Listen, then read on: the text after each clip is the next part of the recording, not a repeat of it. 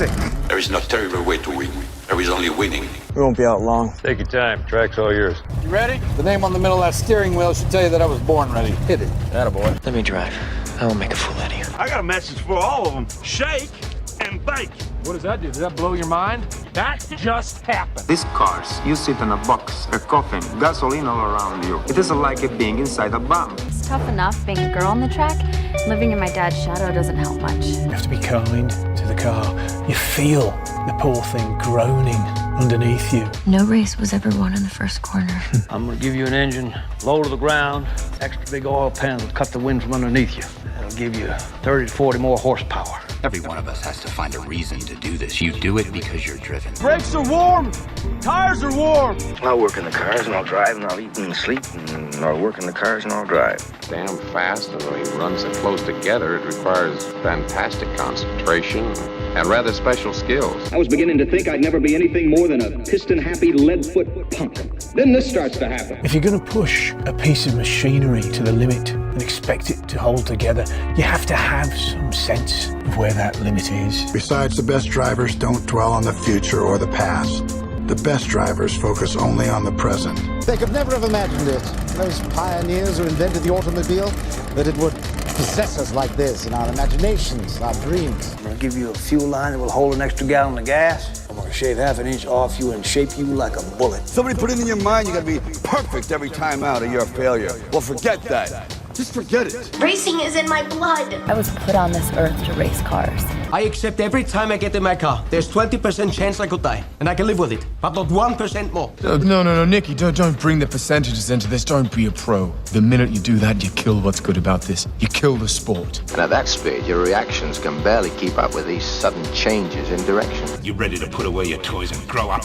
You want me to work the pit and you drive? Fine, we'll try that. The car's a living, breathing thing, and she's alive. If any of us imagined, really imagined, what it would be like to go into a tree at 150 miles an hour, we would probably never get into the cars at all. None of us. Are you ready to become a real race car driver? I am just as good as anybody out there on that track, and I don't need anybody to win my races for me. I wish my daddy were alive to see this, to feel this. And when we get you primed, painted, and weighed, you'll be ready to go out on that racetrack. You hear me?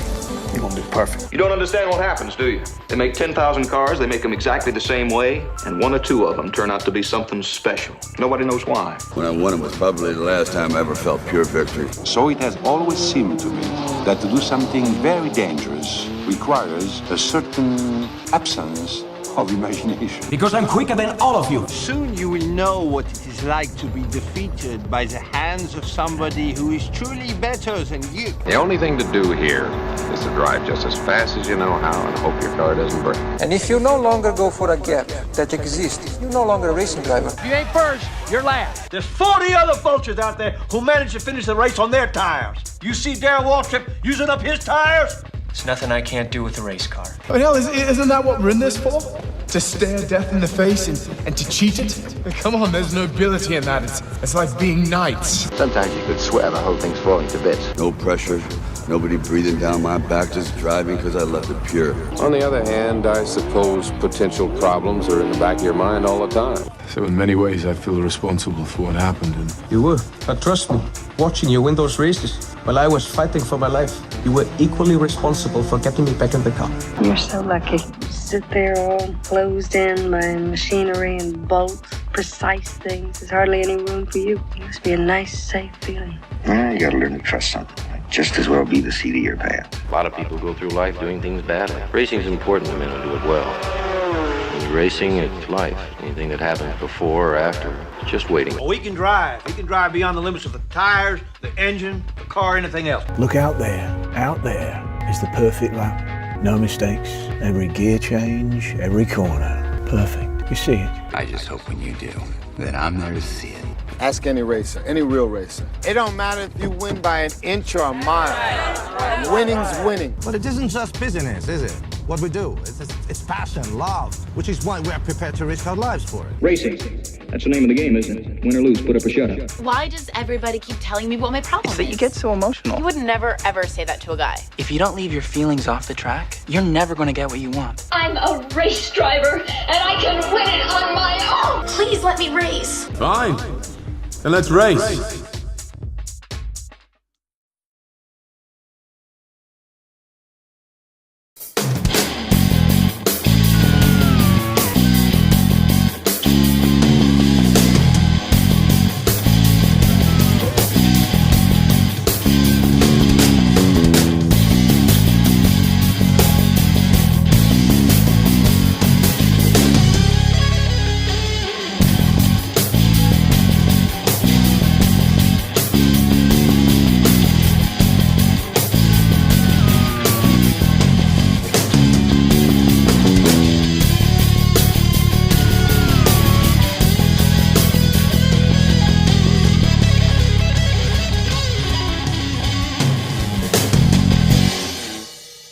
Good morning, good afternoon, good evening, and once again, welcome back to the Grand Prix World Series.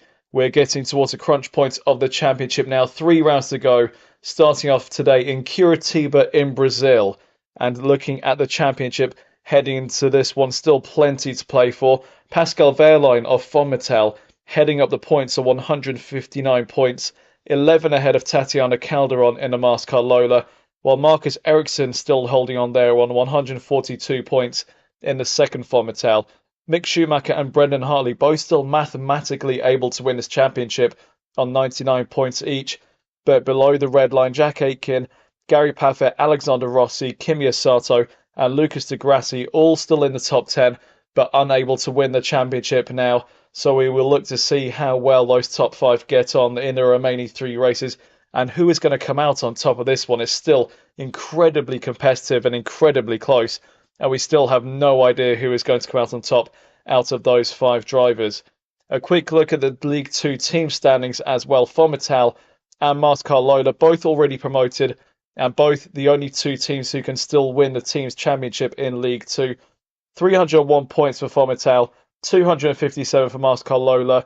Fonmetal looking the more likely at this moment in time, but a double DNF for Ewan Gale's team could change everything as Mascar Lola look to chase them down. Pacific Grand Prix in third at 123 points, still hanging on to that promotion spot at the moment, but with the likes of Ram Racing and Force India breathing down their legs, it's going to be an incredibly close affair towards the end of the season. Dome and Zaxpeed also looking to get that promotion as well. Scuderia Coloni falling away a little bit on 68 points, while LaRousse and Andrea Moda round out the top 10 in the standings there, and the likes of Carlin, Dams Viant and Rio will just be looking ahead to next season at this point. And before we take you through the grid heading into this one driver change of note to bring you, and that is at the Zaxpeed team. Oliver Rowland picked up a back of the grid penalty last time out in Buenos Aires, but Mike Smith has made the tactical decision to put him back into the reserve role and bring Lucas Di Grassi back into a race seat to try and maximise the team's chances of getting that promotion spot by not having to fight through from the back of the grid. It's a tactical move for Mike Smith, but Oliver Rowland still will have to serve that back of the grid penalty at the next race he competes in. And now we will look to the grid for today's League 2 Curitiba Grand Prix, and it is Pascal Wehrlein who has put his Fonmetal onto pole position by 0.3 of a second to Tatiana Calderon. Marcus Ericsson puts both Fonmetals in the top 3, while Mick Schumacher is there in 4th position, but half a second away from Wehrlein's benchmark there. Jack Aitken, 5th in Force India, ahead of Kimi Sato in the Dome, one of Sato's best qualifying results for quite a long time now. Brendan Hartley, again, he's also done with his better qualifying performances there. He's tended to qualify quite low in this championship, but 7th place on the grid today means he could potentially fight for the podium later on in the race. Raffaele Marcello, 8th in the Force India, ahead of Sergio Sete Camara, who puts both Pacifics into the top 9, and Gary Paffett in the Ram rounds out the top 10. 11th place goes to Alexander Rossi in the LaRousse, ahead of Dan Tickton, putting in one of Real's best qualifying performances of the season. A great job there by Tickton.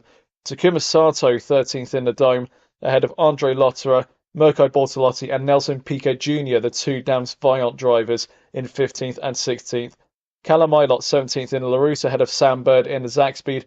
Christian Lundgaard and Jaime Alguersuari share 19th and 20th together in the Scuderia Colonis. Alan McNish will go from 21st today ahead of the returning Lucas Di Grassi.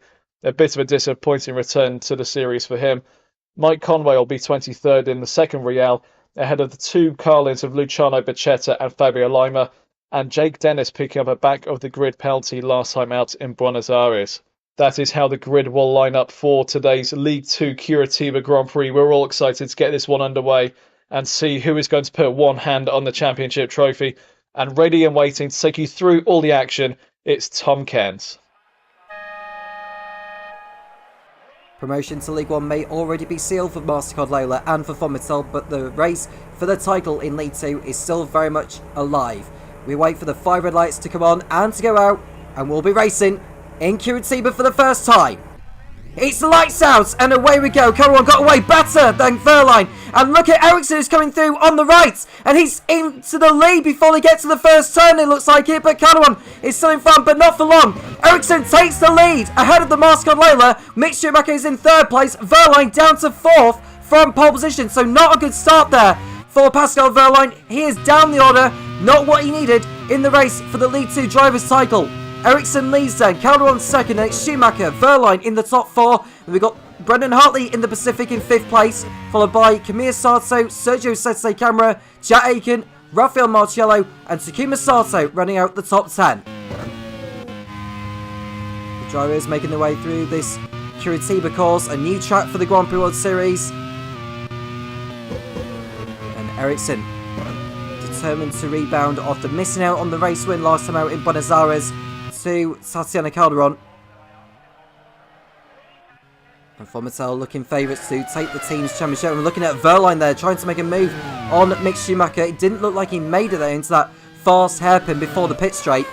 And he'll have to settle in behind for now, but he's going to make a move on Mick Schumacher as they come towards turn 1. It's a long pit straight this, so I expect to see plenty of overtaking going on through this section. Pascal Verline up the inside of Mick Schumacher. Has he made the move stick? The answer is yes. Verline ahead of his compatriot Mick Schumacher. He moves back up into 3rd position. There he is. There is Marcus Ericsson as we ride on board with him.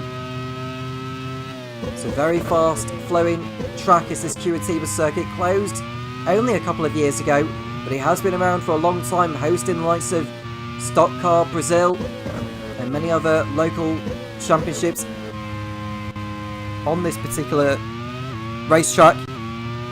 It was meant to be hosting A1GP, the World Cup of Motorsport, as a round for its first season all the way back in 2006, but that never materialised as we watched Mick Schumacher running wide there on the exit of the left-hander, which is the 3rd to last corner of the lap. And we're watching the two Pacifics go into combat there, as Brendan Hartley got overtaken by Kamir Sato at the beginning of the lap. Has now got his teammate Sergio Sete Camara for company. And further up front, we just saw Pascal Verline go for a move on Tatiana Calderon, and we are watching the two Pacifics of Sete Camara and Hartley, who have got Jack Aiken waiting in the wings. Sete Camara up the inside of his teammate, and that's him through into 6th position. And for your information, Verline is back ahead of Tatiana Calderon into 2nd place. So it's a Fomitel 1 and 2. As we begin lap number 3 of this race. The League 2 race it is. The League 1 race will be coming up later on today. And for your information, MasterCard Lola and Fomitel have already sealed promotion to League 1 with 3 races to spare. They are still battling it out for the League 2 Teams Championship title. And there is also one more promotion spot up for grabs, with the likes of Pacific forcing it as Jack Aiken goes off the track for a spin, whilst dicing with Brendan Hartley. And he's episode with too much work to do, but he's come out almost into the path of another car there. We need to see a replay of that. I think he's taken someone out as a result of it. We're right on board with Callum Ilott. And Jack Aiken came out into the path of Callum Ilott. And Ilott has crashed out of the race. Now, Jack Aiken will most certainly pick up a race ban and a disqualification for this race, because that was so dangerous the way he came back onto the circuit. He may not have made contact with him, but he forced Ilott off the track into retirement. And there's a problem for Ed Spencer right there. Team manager of the LaRue squad, Chris Hosey, won't be too pleased with this. He may be having words with Ed Spencer afterwards. Ilott is out of the race, and we await for confirmation of what the stewards verdict is going to be on that incident. And the answer should be pretty obvious, to be honest with you. And there we go. Jack Aiken disqualified from the race and a one-race ban as Dan Titson goes off the circuit. Has been taken off by Sam Bird, who has lost his front wing. And we need to see a replay of that because that looks very clumsy from Sam Bird. He runs into the rear of his compatriot, Dan Titson. Oh, that's just pure stupidity there from Sam Bird. Just completely ran into him. And I think he's taken Dan Titson out, you know. Terminal damage to the rear. And could that mean a race ban also coming in the way of Sam Bird? Yeah, just ran into him. Bortolotti just couldn't slow down in time, unfortunately. Not his fault by any means. Or was that Nelson Piquet Jr., I wonder? Either way, Tixon is out of the race on the spot. And that's not going to please team manager Ed Hunter either. And I would expect Sam Bird to pick up the same punishment as what Jack Aiken has just picked up a moment ago. There we go. It's a disqualification and a one-race ban for Sam Bird, who'd only just come back in the last round in place of Lucas Di Grassi. Di Grassi is back in the car of what was Oliver Rowlands in the last race. And it looks like Oliver Rowlands is going to be back in Sam Bird's car next time out in San Carlos, Venezuela. So with Jack Aiken on the sidelines for the next race, these punishments are subject to appeal. But should Jack Aiken sit out the next round in San Carlos, it's likely going to be Jerome D'Ambrosio that fills in for him in San Carlos, as he was what is now Rafael Marciello's car he was in earlier in the season. But D'Ambrosio may well get another shot of it next time out in San Carlos. A quite dramatic start to the race here in Curitiba in Brazil. We're on lap 5. There's a long way to go yet in this one. I'll just remind you that the top 3 teams at the end of the season go up to League 1, 2 of which already filled by Formitel and Moscow Lola. But the battle for the final promotion spot is still up for grabs between Pacific, Force India, Ram, Dome and Zack Speed.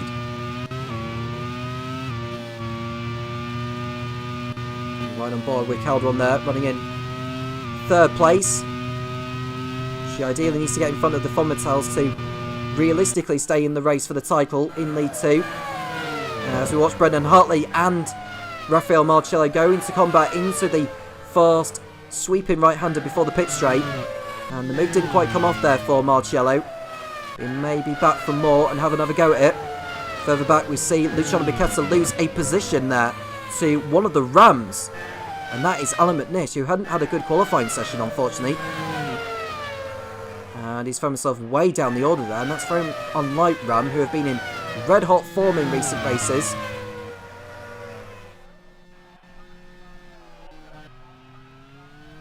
And we go back to the leaders as Verline closes in on Ericsson.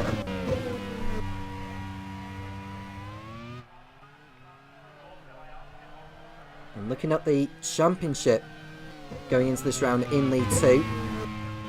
Verline came into this round 11 points clear over Calderon and 17 clear of Ericsson. If the positions are to remain as they are, with the pole position and fast lap points coming in the way of Pascal Verline, Verline will have his lead cut by Ericsson, but he will extend his margin over Calderon. As we watch Lucas Di Grassi, who's behind Fabio Lima in the battle for 22nd place. Further on, we see Alan McNish go for a move on Bichetta into the right-hander, and he made the move stick. So McNish is through into 20th position. The next driver ahead of him is Jaime Alguersuari in the Coloni, both which he and his teammate Christian Lungo have been off the pace at this round too. There is Di Grassi trying to make up for lost time. Zack Speed have been off form at the moment at the wrong time in the season.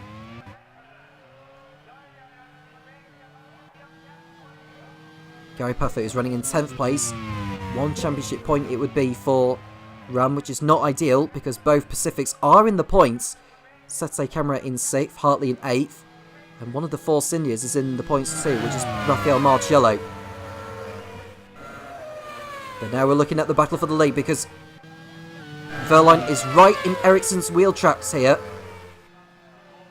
And he's about to pull alongside. Here's the German on lap number 8. Pascal Wehrlein up the inside of Marcus Ericsson. And a change of lead has come. Wehrlein is ahead of his teammate and into the lead of the Lead 2 Curitiba Grand Prix. It's a Von Metal 1 and 2, but the positions have been swapped. There's Takuma Sato, who has got the LaRousse of Alexander Rossi right behind, and the Ram of Gary Paffett in front. Now, Dome have been picking up points, although not as many as they desire. Need a real good haul of it today, if they are to remain in the hunt for promotion to League 1.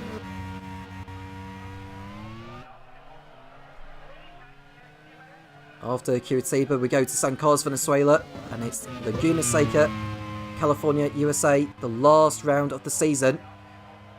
And after the championship's finished, there is a non-championship round in Macau, which the Grand Prix World Series will contest for the first time. As we can see, Wehrlein pulling away from Ericsson now.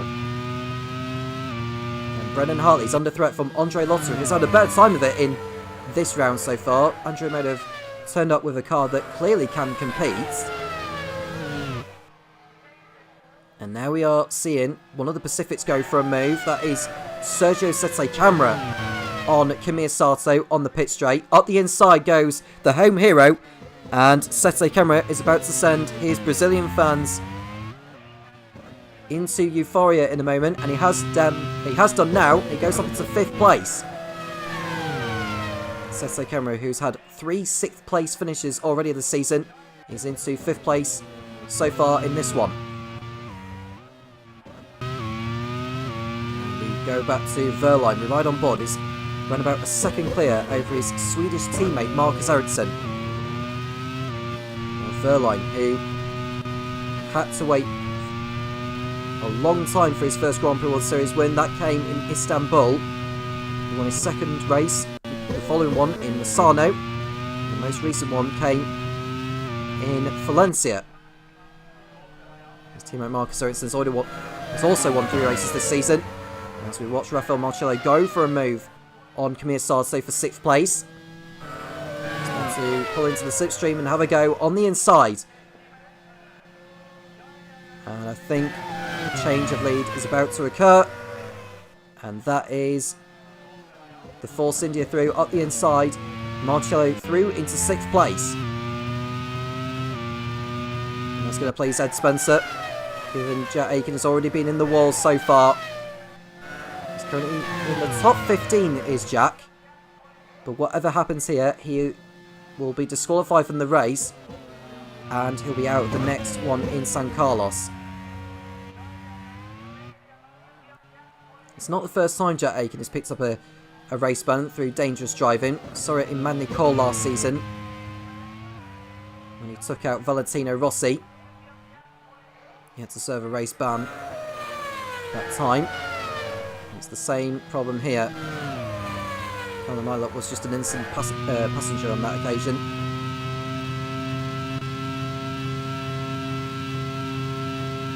There is Wehrlein, who will start at the 11th lap. Now, given it's a new circuit, I don't know for certain how much time you need for a pit stop. I can imagine it'd be at least 30 seconds or something like that. Given how fast flowing this circuit really is, you can gain so much time on fresh tyres. So pit strategy is going to be really crucial.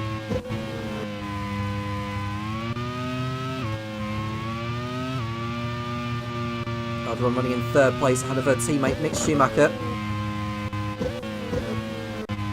Now, with the gap as it is in the team's championship, Von Metal are 44 points clear over Mascot Layla, so whatever happens today, they cannot clinch the team's championship. But if they were to outscore Mascot Layla here today, they would put themselves in the hot seat to seal the League 2 team's championship next time out in San Carlos and do it with a race to spare.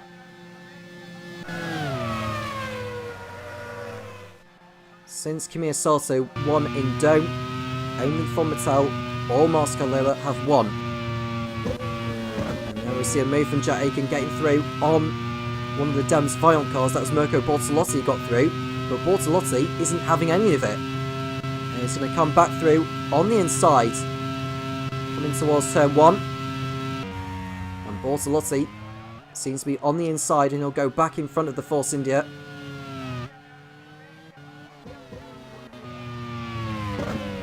Gary Puffer is out of the points at the moment in the Ram, and so is his teammate Alan McNish. As it stands with the positions as they are, Pacific will be picking up 12 championship points, which will move them on to 135. Ram aren't going to be scoring. Force India looks to be on course for 8 points, with Marcello in 6th. They'll go back ahead of Ram into 4th place. And Dome with Takuma Sato in 10th. Amir Sato in 7th. And whilst I speak about that, one of the Andrea Modas is going to be pulling out of the race, and that's Jake Dennis. He was at the back anyway, and he nearly collected one of the Colonis. That would have been very, very dangerous there from Jake, but he's out of everyone's way, and he pulls off the circuit at the penultimate turn. He's the 3rd driver to retire. I was going back to Dome. They would collect 7 championship points with the positions as they are, and Dome will remain in 6th position. It will close in on Ram. And Saxby, with how their race is going so far, turning into an absolute nightmare of it. They're not going to be scoring.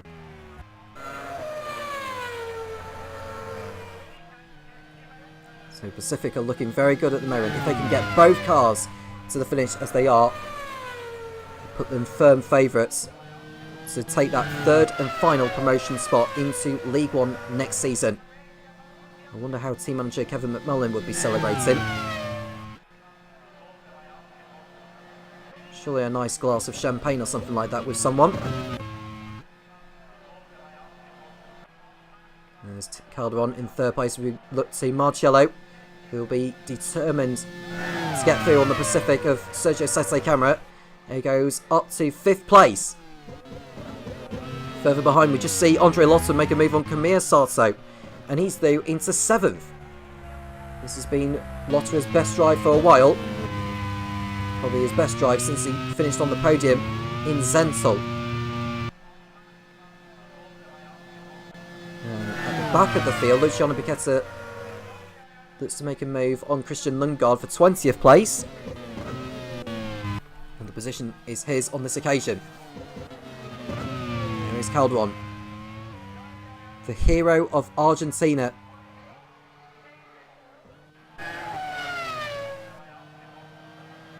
One of the best comeback drives in the Grand Prix World Series. Could that be a sign of things to come in the season finale in Laguna Seca, should the Drivers' Championship go all the way to there? Pascal Wehrlein comes into the pits at the end of lap 14. So we expect him to go on a 2-stop strategy. Don't know how much time you need for a pit stop. There's another driver coming into the pits. I'll tell you in a moment who that is. It was behind Rossi though. It was Jack Aiken in the Force India. And I can tell you Wehrlein's coming back out now. And he should be in some clear air. He's behind Mike Conway. Now, Wehrlein was in the race lead by around about a second from Ericsson. Now look at the margins in the first sector. I think you need about 35 seconds. Yeah, you need about 35 seconds, probably 36 for a pit stop, which would require you to do a lot of work if you're going to be doing a 2-stop. Now, what are the Mascot Lolas going to be doing? Well, they're remaining out there for now. Calderon ahead of Schumacher. And Schumacher is mathematically still in the hunt for the Drivers' Championship, but it's very slim now after his crash in Argentina that put him out. And now we're watching Verline, who's coming up behind Mike Conway. Lottery comes into the pits for Andrea Moda. And we are seeing Rossi go for it on one of the domes, but he's had to tuck back in behind. The LaRose is not that fast in a straight line, you know. And Verline, who got through on Conway, is having to fight for it. And Conway lets him go through, because he knows he's not on the same strategy as he is. And it looks like Bortolotti in the Dans Violent is slowing down. And he is out of the race. His teammate Nelson Piquet Jr. goes through. And Bortolotti, who's been on a good run since he joined the Grand Prix World Series grid in Brands Hatch. It's sad to say he's not going to make it to the end. And the front right suspension has given way, which explains why he had slowed down. Bortolotti becomes the 4th driver to retire from the Lead 2 Curitiba Grand Prix. I wonder how many finishes we'll get at the end of this one. And as we see Rossi trying to get through on Sato, he's having to pull out and tuck back in. And the LaRose is just not quick enough on the straight.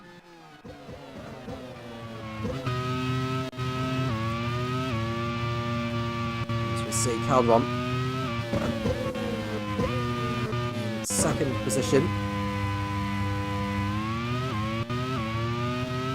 I think Albert Suarez just moved in front of Conway for your information. So it's 13th. Verline is right behind Nelson Piquet Jr. He's got a bit of ground to make up in it at the moment. He's 1.5 seconds off. All that battling with Mike Conway cost Verline a bit of time.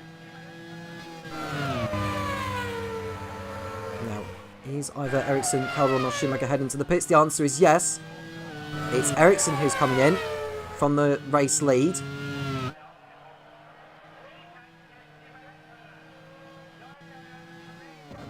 So Mascot Lola 1 and 2 now. Calderon ahead of Schumacher.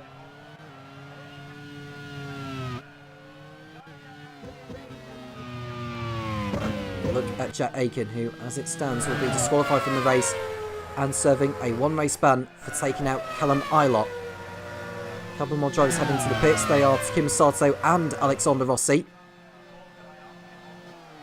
I think that's Ericsson rejoining the race. He's behind Verline. Verline's, well, I'd say he's quite a bit ahead of him. He's not too far in front of him. But Ericsson will be on fresher tyres than him. That will give him a little bit of an advantage to close up. There is the Carlin. What looks like Fabio Lima getting through on Christian Lingard. Now we look at Rafael Marcello in 3rd position.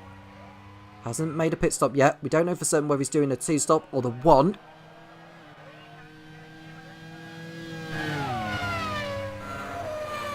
And Sam Bird coming into the pits for the 2nd time. It's his first scheduled stop of the race. And Rafael Marcello is also coming in. Go back to Mick Schumacher in 2nd position. He's impressed in the Grand Prix World Series since he had arrived in Kyalami. He's won a couple of races in Dijon Bourgogne and in Hockenheim. And we're looking at Alan McNish, who's just about to be lapped by one of the Mastercard Leilas. That has to be Tatiana Calderon trying to get through. McNish is not making it easy for her.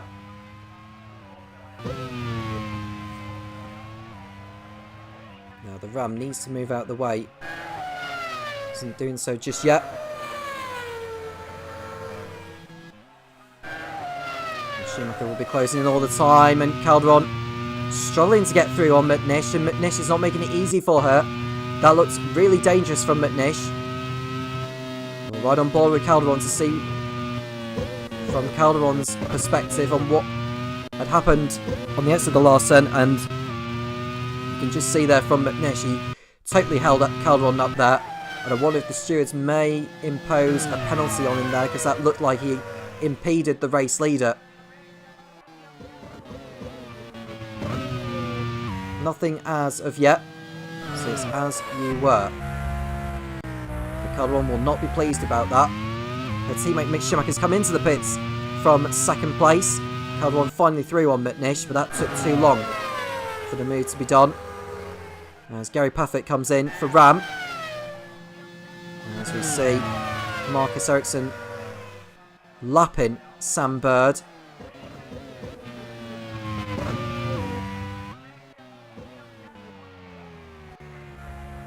So Ericsson closing in on Verline for what will be the net race lead. Here's Kimi Sato running in a strong second place, not too far behind him. Brendan Hartley, I should say. Sergio Sette Camera has already pitted. Kimi Sato and Brendan Hartley have not.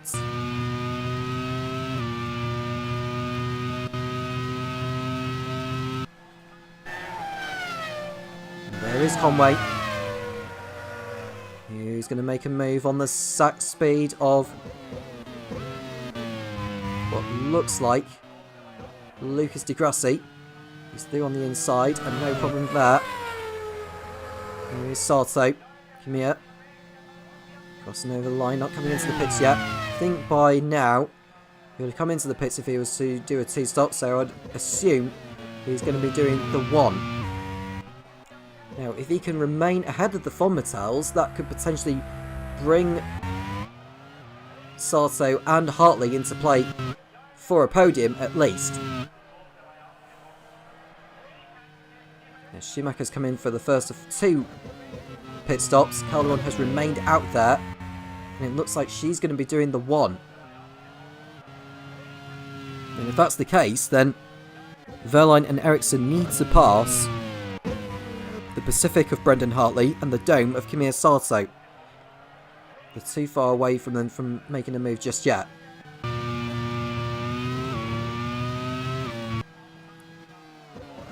As we see Christian Lundgaard, who is up in 8th place before he's just been overtaken by Rafael Marciello. So that could maybe explain Coloni's pace so far in this. There's Brendan Hartley, his best race in a while. A strong start to the season with the race win in Sepang. He hasn't finished on the podium since round 5 in Kyalami.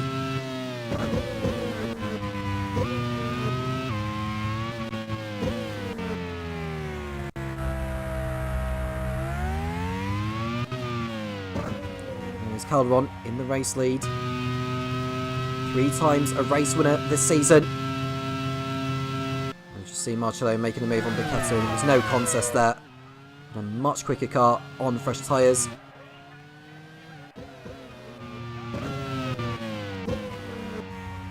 There is Kimi Sato still carrying on his way. Oh, there's contact there between Calderon and Di Grassi. We'll get a replay of it. But Calderon was very lucky that her front wing was not taken off by the sack speed ahead. That's the second time she came close to an enormous accident. Now, is there going to be a punishment coming Di Grassi's way, I wonder, or will that go down as a racing incident? No further action is going to be taken. Although Calderon will be unhappy with that. As McNish gets through on Di Grassi. Outside the top 15, those two.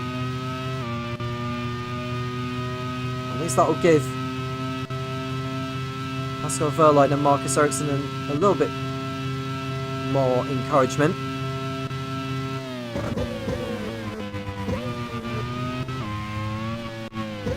Now, for your information, in terms of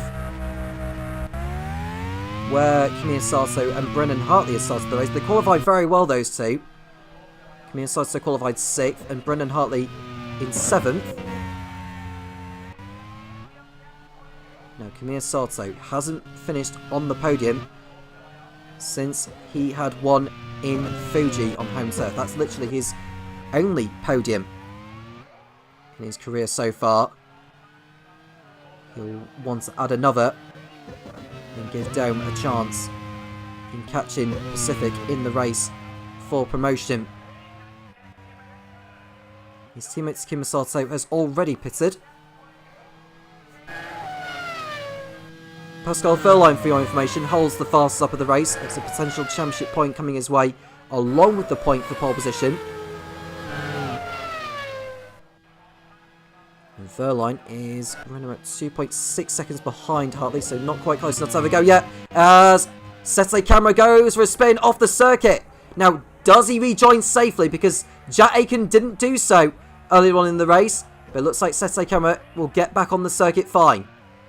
It's cost him time, though.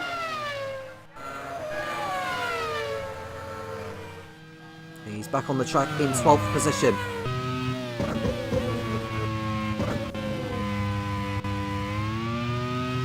Going back to the gap between Hartley and Wehrlein, it's less than 2 seconds now. Hartley will know that Wehrlein is in a quicker car and on fresher tyres. The managers do have an upgrade window every 3 races. The next time the upgrade window will open will be after San Carlos, to give the managers one last chance to improve their cars in terms of their brake horsepower or reliability before the season finale at Laguna Seca.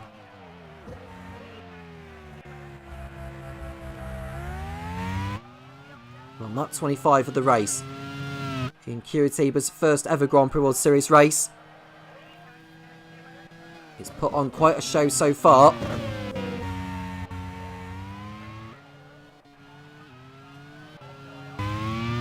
Calderon still going on in the lead. She'll just not want any more back markers now before she comes in with what is expected to be her only stop of the race.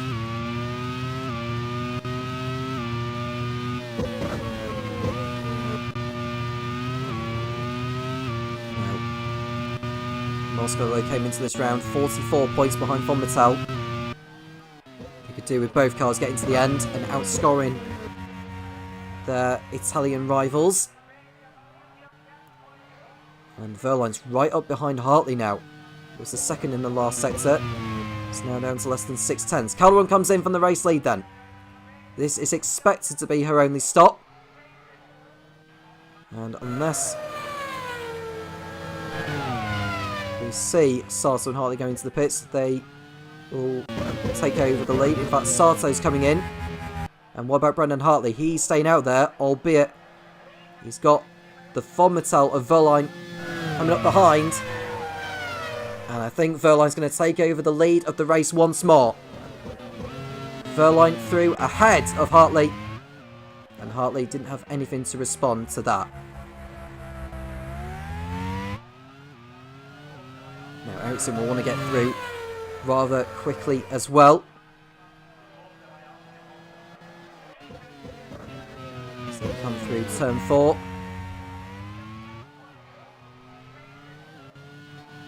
And through another right-hander of 5. And then turn number 6 that they're about to head through. Now is Ericsson going to go for a move into this fast left-hander? He is, providing they don't make contact. In fact, Ericsson runs wide and he loses time.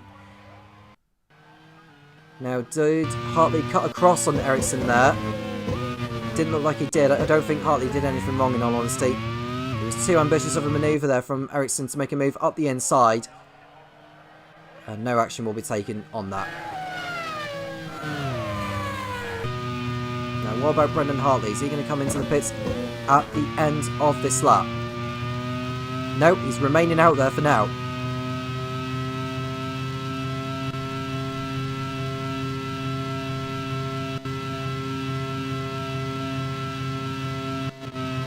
Sato rejoining 12th place for your information. Calderon is up there in 5th. Schumacher is ahead of her and he stopped, but he's expected to make another stop before this race is over. As we see the Andro Moda and the Force India go almost side by side into that fast sweeping hairpin there, which is reminiscent of the Estoril hairpin. And it's a 3-way scrap between Lotterer, Aiken and Lundgaard, and Lotterer on the fresh tyres is through on Lundgaard. Lotterer having a good race so far. His teammate Jake Dennis already out with mechanical gremlins.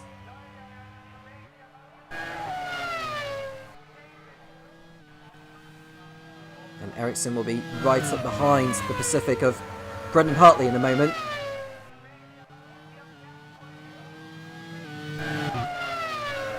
And I don't think there's any form of contest on this occasion. And Ericsson will be through on Hartley, no problem, unless Hartley can get back into the slipstream and get back through. But I think the move is done. Ericsson up the inside of Brendan Hartley. It's now a Fonmetal 1 and 2 as it was earlier on in the race.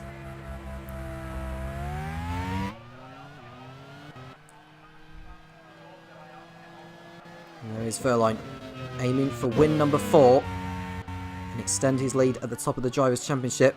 Piquetta comes into the pits for Carlin.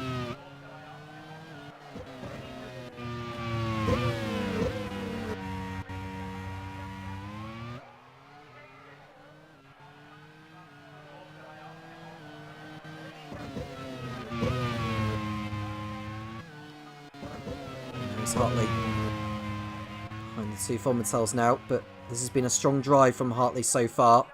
He's yet to stop in this race. Coming towards the end of lap 28, we're into the beginning of the second half, so I would say Hartley will be heading into the pits either at the end of this lap or the end of the next one. He's coming in at the end of this lap. About 3.5 laps of fuel left in there. He could have carried on if he wanted to, but he feels the time is right to head in now.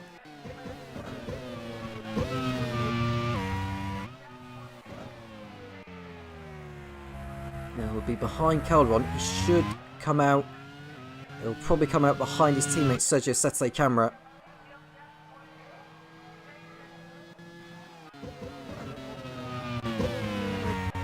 Verline carrying on. We're coming up behind back markers sooner rather than later. Mick Schumacher coming up to lap what is the exact speed of Sam Bird. Just to remind you, he'll be disqualified from this race and serving a one-race ban for taking out Dan Tickton on lap 2. There is McNish, and is that Piquetta who's just pitted? Tussling with him there. It looks like it, didn't it? And there is Ericsson trying to close in on his teammate Pascal Verline to reduce the arrears in the championship. There is Piquetta through on McNish.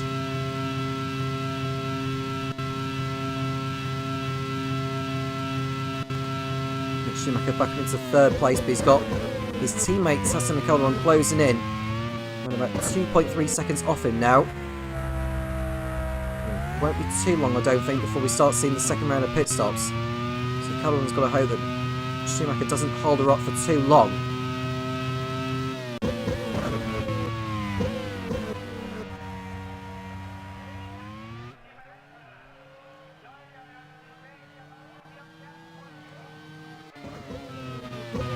There's Verline, and there's a car behind him who's just pitted. I think it's one of the Colonis, who is going at some pace. So it's pulling away from Marcus Ericsson, believe it or not. There's Calderon trying to lap Sam Bird. Bird has already been in the wars today, but thankfully he doesn't hold Calderon up for too long.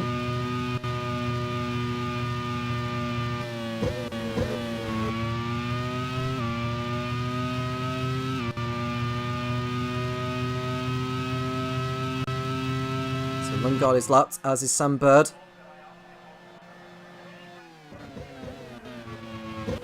Marcello running in 5th place ahead of Lotterer. We expect those two to be in the pits again before this race is over.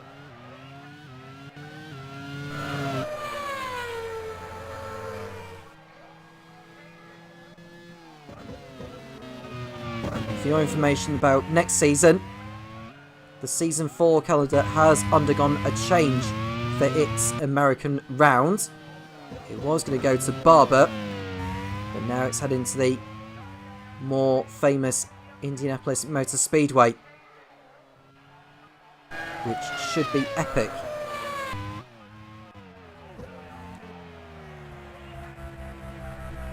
There will be 16 races again next season, 16 rounds I should say.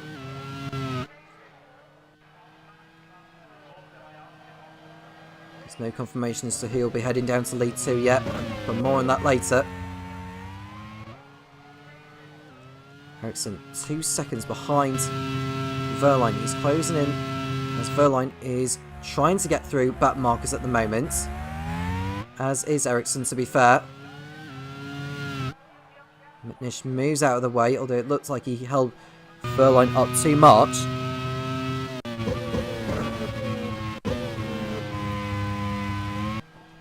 I think that's the danger on a shorter circuit to others, is that you're bound to catch up to back markers.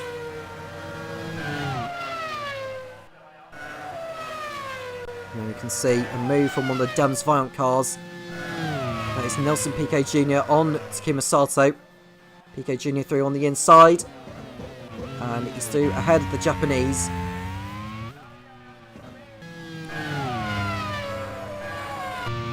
We just saw Ericsson make a move on the Ram to put a lap on him. And now we see Christian Lundgaard, who has pitted not too long ago, making a move on the Ram. And he's going to be through into 20th place. Verline's gap to Ericsson's come down to 1.1 seconds. Ericsson closing down the gap all the time. And Marcello comes in for his second stop of the race in the Force India.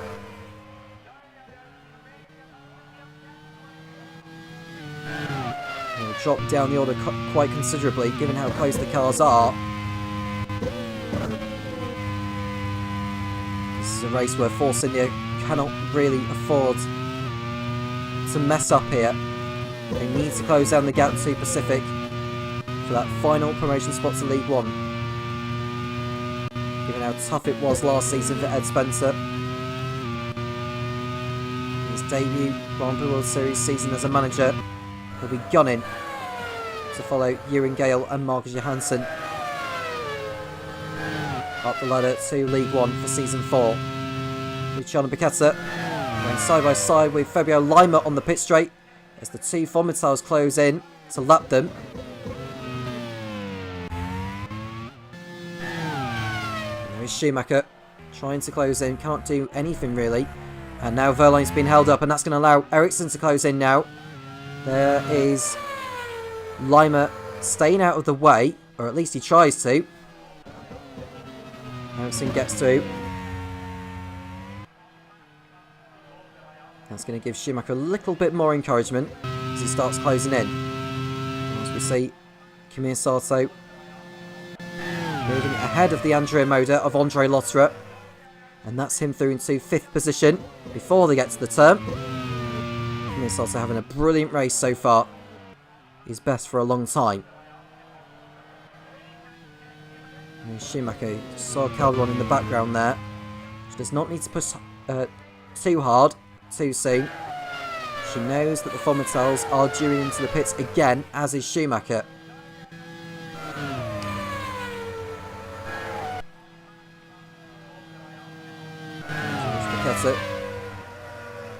Being lapped by the leader.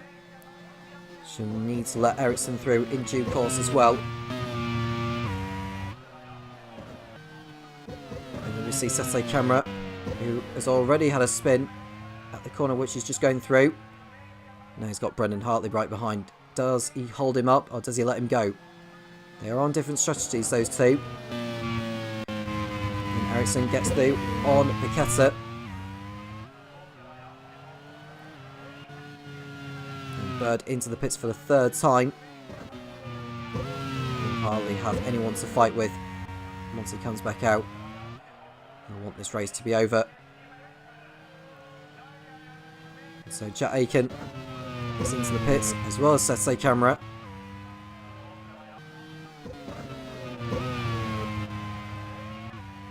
Alguersuari also in for Coloni.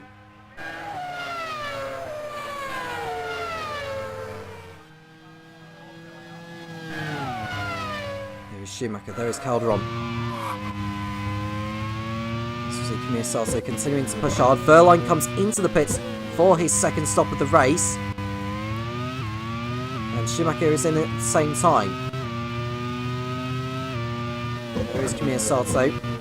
Does he go ahead of them into third place? If he does, Verline and Schumacher are going to have any chance of winning this race. They'll need to pass Sato on circuit.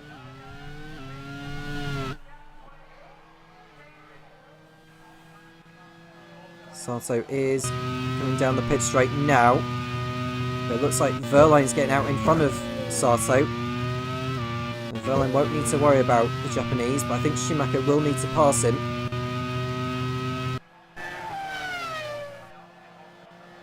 We see another driver ducking into the pits. There's Sam Bird just unlapping one of the Rams on the fresh pair of boots. Well, I say the fresh pair of boots. On his fresh set of boots. That's probably the terminology I was after. Mike Conway coming in for Real. They're chasing another points finish today. It's looking unlikely that they will. And there we see Sete Camera, who has just pitted, getting through on what looks like Alan McNish. That's good enough to move up into 15th on circuit. As we watch Andre Lotterer hold up Brendan Hartley now. Not too far behind them will be Mick Schumacher, who's just pitted.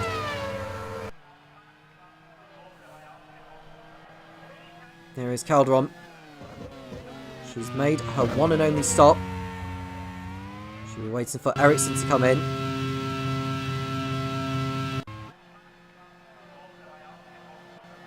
Calderon now 27 seconds clear, or just under that, ahead of Verline. Looking very good for her second win in a row, her fourth of the season. As Aiken nearly taking out the Ram of Alan McNish. He's already been in trouble today, won't want to get another race ban coming his way. If he does so, he'll miss the remainder of the season. We've got 2 rounds to go after this of Curitiba, as Ericsson comes into the pits for Fonmetal. In terms of the battle between him and Verline, that is what we need to keep an eye on. Verline getting through on Lima. Trying to get through on Lundgaard at the same time, but he couldn't do it. So come out of the hairpin. And bad news for the Dome team. Kamir Sato is coming to a slowdown. And could that end their chances of promotion for another season?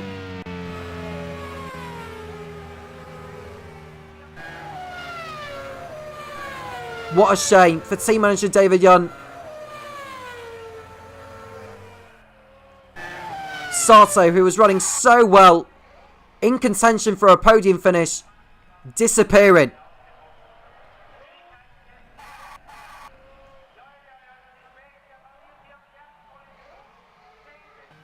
No words are needed to describe how detrimental that is for the Japanese squad. It's good news for Pacific, Force India and for Ram. And Hartley's race is going better and better by the minute. His best hope is 5th place as Sete Camera gets back into the points now. He's in 8th. And now we are seeing Tatiana Calderon trying to make her way through the back mark as there is Jet Aiken in front, who's tussling with Andre Lotterer.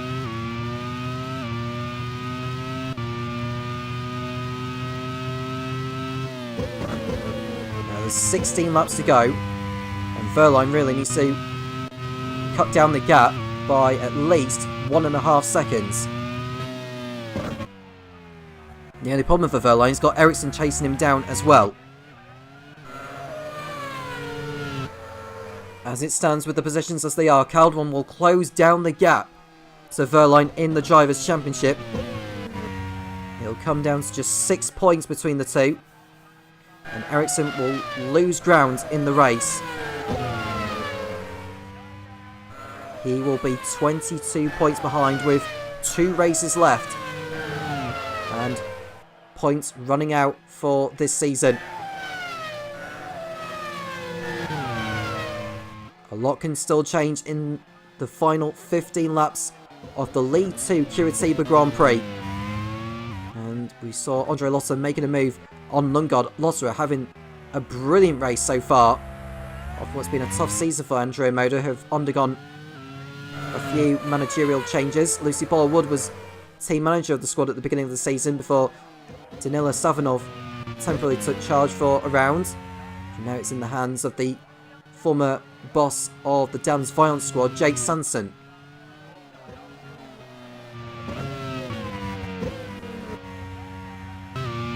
Verline's got the gap down to 22.3 seconds in the last sector. It's now down to 21.9. He's definitely closing down the gap. Is he closing it down enough? As Aiken is now holding up Calderon. This is not helping Calderon's race at all. She gets through on him before the last turn. The last thing that Aiken wants to be doing is taking out another driver. And that's him out for the remainder of the season. Now the Soiree backing in with what looks like Alan McNish. Or is that Gary Paffett, I wonder? We'll find out in a moment. Side by side on the pit straight they go. And it could well be Gary Paffett, because I think McNish is further down the order. It is Gary Paffett. He gets through on the inside, and that's him through into 15th.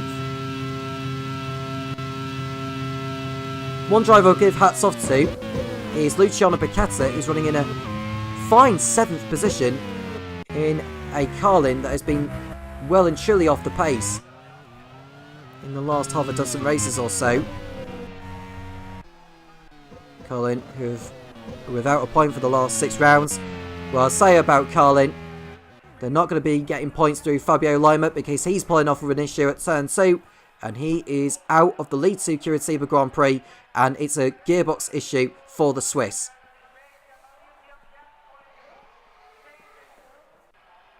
Team manager Perry Brown will be preparing for Season 4. He won't know who his drivers will be yet. He doesn't have the choice as to who he can keep hold of, because there is this draft system. That is what is going to determine, as we see Calderon getting through there on the Coloni of Christian Lundgaard. It almost looked like she was about to overtake under yellows there, but I think she got the move completed before she would have gone through the yellow zone, but I think the yellow flags had gone away by that point. I can tell you the gap is now down to 17.4 seconds between Calderon and Verline, but Calderon had to get through some back markers, so I'd expect the gap to be down even more once Verline goes through the sector. The gap is 17.2. Bearing in mind, oh, we've just seen Lotterer go for a spin off the circuit. Now, does he rejoin safely and not taking out another driver? Just about there. Very lucky he had that amount of space, but he's bunched up the field. Almost taking out the race leader for that matter. Now we've got a 5-car battle for 9th now. The minor points paying positions. Lotterer, Lundgaard, Rossi, Pico Jr. and Aiken, who's going to be excluded from this race anyway. But there is Lundgaard up the inside in the Coloni. And Lotterer, after that spin, has cost him time. Piqueta's lost a position to Sete Camera. He's down to 8th position. Still a good effort though from... Oh, just seen a change for position there. It looks like Ericsson got through on Verline. Verline didn't really fight it that much by the looks of it. Ericsson through on the inside. And clearly there's a team game going on between Ewan Gale's drivers. Ericsson through into 2nd place. Can he catch race leader Tatiana Calderon before this race is over? 12 laps to go. The gap is 15 seconds. And there's like at least 7 back markers, of which the Fonmatels will have to get through before they get anywhere near the driver who's about to take her 4th win of the season.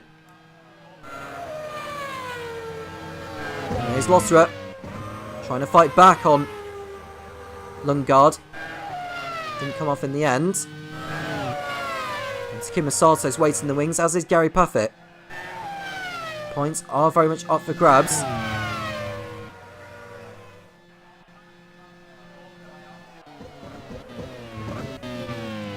There's lots of a back through on Lundgaard, as is Rossi on PK Jr. Amazing squabble. We go back on board with Ericsson's got the gap down to 14.4 seconds with 11 laps remaining. He needs to take a good 1.5 seconds out of the margin, I would have thought, to get anywhere close to Calderon. Verline keeping it up with him to give himself a chance of it as well. Mick Schumacher on his own in 4th position. But at least it'll help Mars Codlele in the team's championship somewhat. But as it stands, Von Mattel will be coming away with 35 championship points. Mars Codlele will be coming away with 37. Mars Codlele only closing down the gap by a couple of points. We want one of the Von Mattels to fall into trouble. There's not a long time left in the race now. Time to go. Aiken getting through on PK Jr. for 12th place on circuit.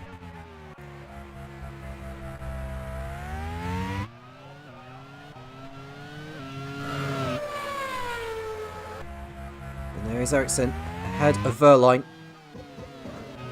And we see Rossi and Aiken tussling it for 11th place.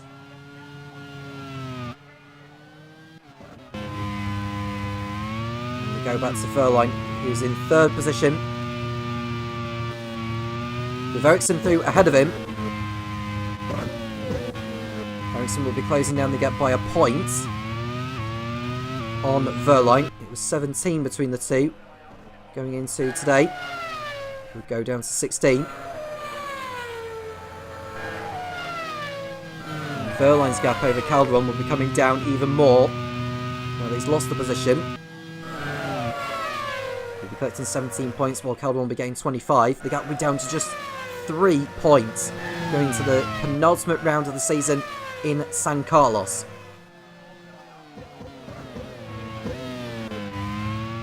Nine laps remaining in this race. Lundgaard's just lost 10th place to Alexander Rossi. Calderon getting through on Luciano Becchetta to lap. Becchetta has had a really good race, his best one in a while.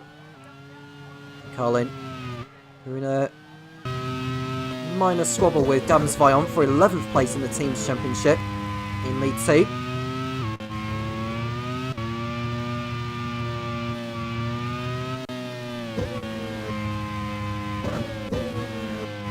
Six drivers out of this race so far. Fabio Lima, Kamiya Sato, Nelson Piquet, and we see Jack Aiken go off again. Now, does he rejoin safely this time? He does rejoin safely, and thank goodness for that. Now, does he get forced off the circuit, or did he just go for a move that... or go for a gap that wasn't quite there? Might get another replay of it, but either way, Aiken is back on track safely.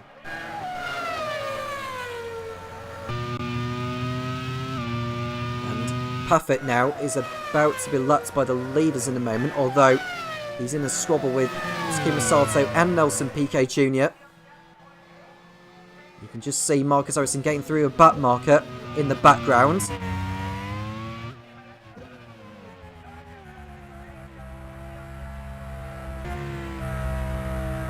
There's Ericsson. The gap between him and Calderon is 11.7 seconds and only 8 laps to go. He's only taking like a second out of the margin every lap, which is not enough. Verline keeping himself in there. It looks like Von Mattel and Mars Codlele are going to be occupying the top 4 finishing positions. And we'll continue that run of consecutive wins between the two teams since Kamiya Sato won for Dome in Fuji in round 4, which means it'll be 10 rounds in a row that the League 2 race will be won by either Mars Codlele or Von Mattel. There's Takuma Sato behind Christian Lundgaard. And just behind them is Gary Paffett going for it on PK Jr.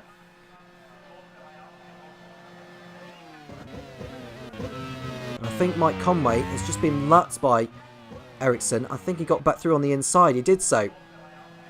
And Ericsson won't be very happy with this. And in fact, we're just looking at a replay now. Conway unlapped himself from Ericsson, which he is allowed to do. And then he held Ericsson up. Verline nearly got ahead.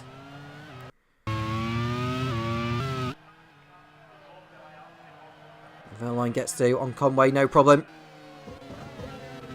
There's a move there from Alguersuari on Conway.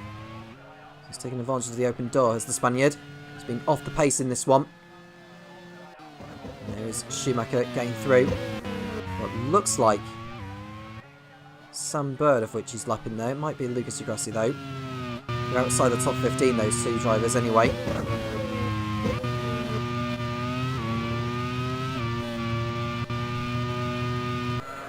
And just to remind you, Jack Aiken and Sam Bird will be disqualified from this race for taking out drivers at the beginning, which will put them both out of the next round in San Carlos, Venezuela.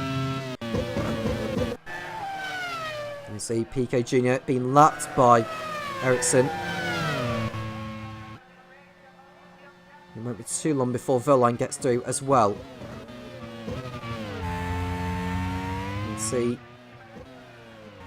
the field just bunching up behind Ericsson, trying to get through, as is Verline. Both getting through on back markers.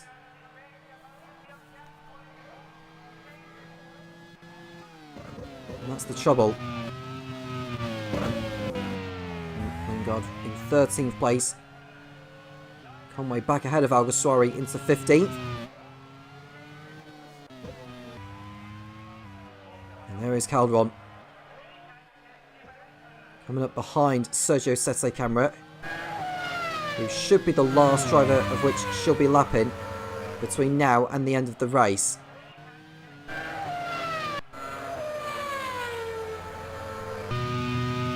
There's Ericsson getting through on Paffett to lap. It's too long before Verline follows suit.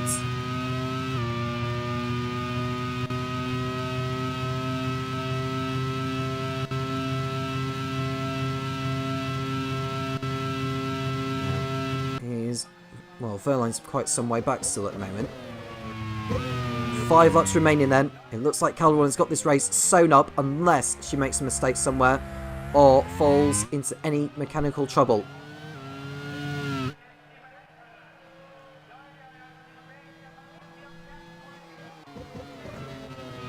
Still like another 4 cars of which the Fonmatels need to lap before they get anywhere near Calderon.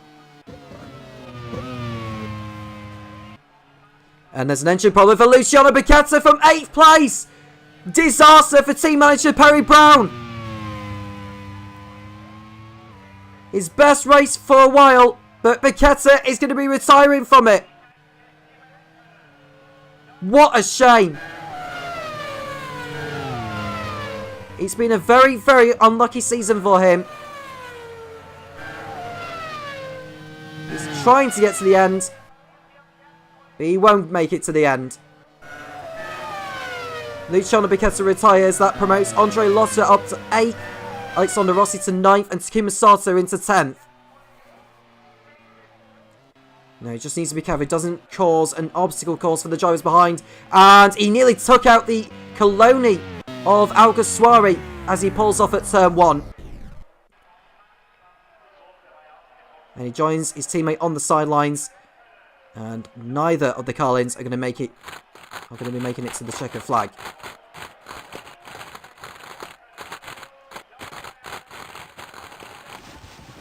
Now, for your information, Brendan Hartley 5th and Sergio Sette Camera in 7th. That will give them 16 championship points. Rafael Marcello will be collecting 8 for Force India.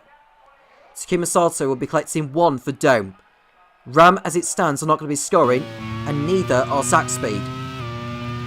As far as the team's championship is concerned, Pacific will be extending their margin, with Force India moving back into 4th place ahead of Ram.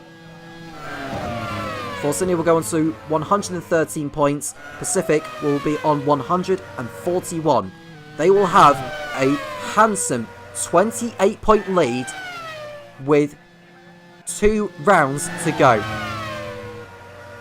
It's been Pacific's best race for a long time. They will not want to be hitting any trouble now. Conway getting through on PK Jr. for 12th place. He's angling for a point for the Real team, who've been on a reasonable run of form recently. They'll want to end their season in a flourish. It's likely they'll finish bottom of the team's championship in League 2, but Ed Hunter will be looking on for next season in terms of how his team can improve. Calderon laps Sergio Sette Camara. Now, Sette Camara, as I've already mentioned, has finished 6th on 3 occasions. In fact, 6th is the only position he has scored points in this season.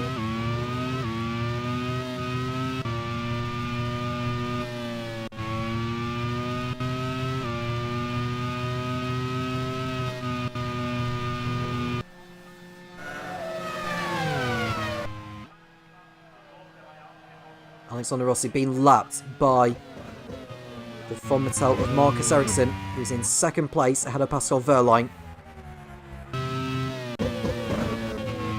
Calderon is on her penultimate lap and looking good for win number 4. Close in to within 3 points of Pascal Wehrlein in the League 2 Drivers' Championship. Should not have any more back markers to navigate through now. But she made the strategy work once again. As she did in Buenos Aires, as she did in Pinonia, as she did in Yongam.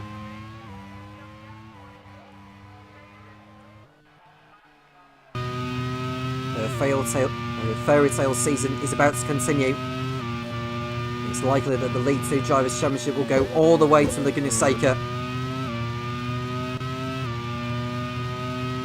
Just saw Ericsson put a lap on Lotterer, although Lotterer's trying to unlap himself from the Von Mattel.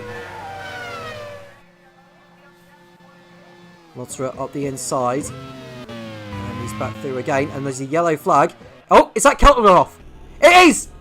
And she's out! On the last lap, Tatiana Calderon's retired! A mechanical problem has forced the Moscow Lola off the racetrack! What unbelievable development! Tatiana Calderon, who made the strategy work, retires with mechanical problems on the last lap, and Von Mattel are about to take an unlikely victory.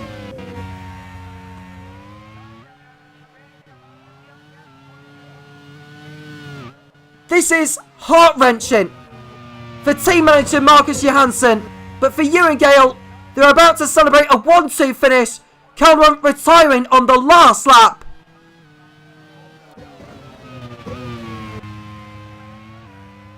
But here's Marcus Ericsson, who inherits the race lead and is about to take his 4th win of the season and close down the gap to Pascal Wehrlein in the driver's title race.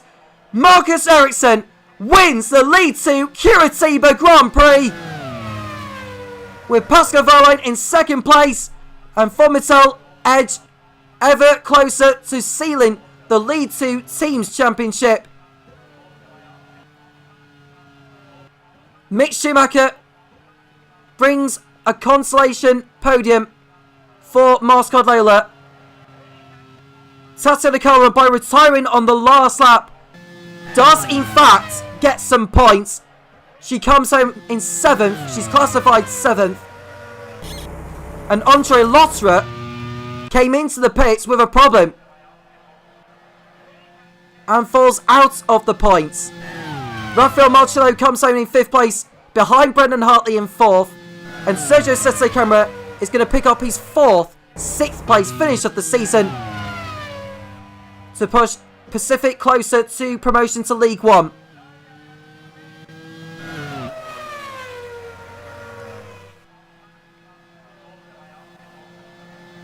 But here is your race winner. It is Marcus Ericsson for Formital in Curitiba. Pascal Wehrlein second to round off a Formital 1 and 2. Mick Schumacher in third. Brendan Hartley in fourth place at a Rafael Marcello and Sergio Sette Camera. Tatiana Calderon, retiring on the last lap from the race lead, is classified in 7th. Alexander Rossi 8th for La Rose ahead of Takuma Sato in 9th for Dome. And Gary Paffett for Ram picking up the final point. Mike Conway in 11th for Real ahead of Christian Lundgaard and Nelson Piquet Jr. Jaime Alguersuari was 14th ahead of Lucas Di Grassi. Alan McNish, Andre Lotterer, who stopped in the pits at the end of his penultimate lap, is 17th. Luciano Picasso is classified in 18th position. Fabio Lima retiring with gearbox issues. Kimi Sato also out with a puncture. Mirko Bortoletti, Jake Dennis, Dan Tittum and Callum Milot, who are lost in the opening laps. Sam Bird and Jack Aiken, who caused those collisions with them, are disqualified from the race and will both serve a race ban next time out in San Carlos, Venezuela. Pascal Wehrlein got the point for pole position. The point for fast lap also went to Pascal Wehrlein.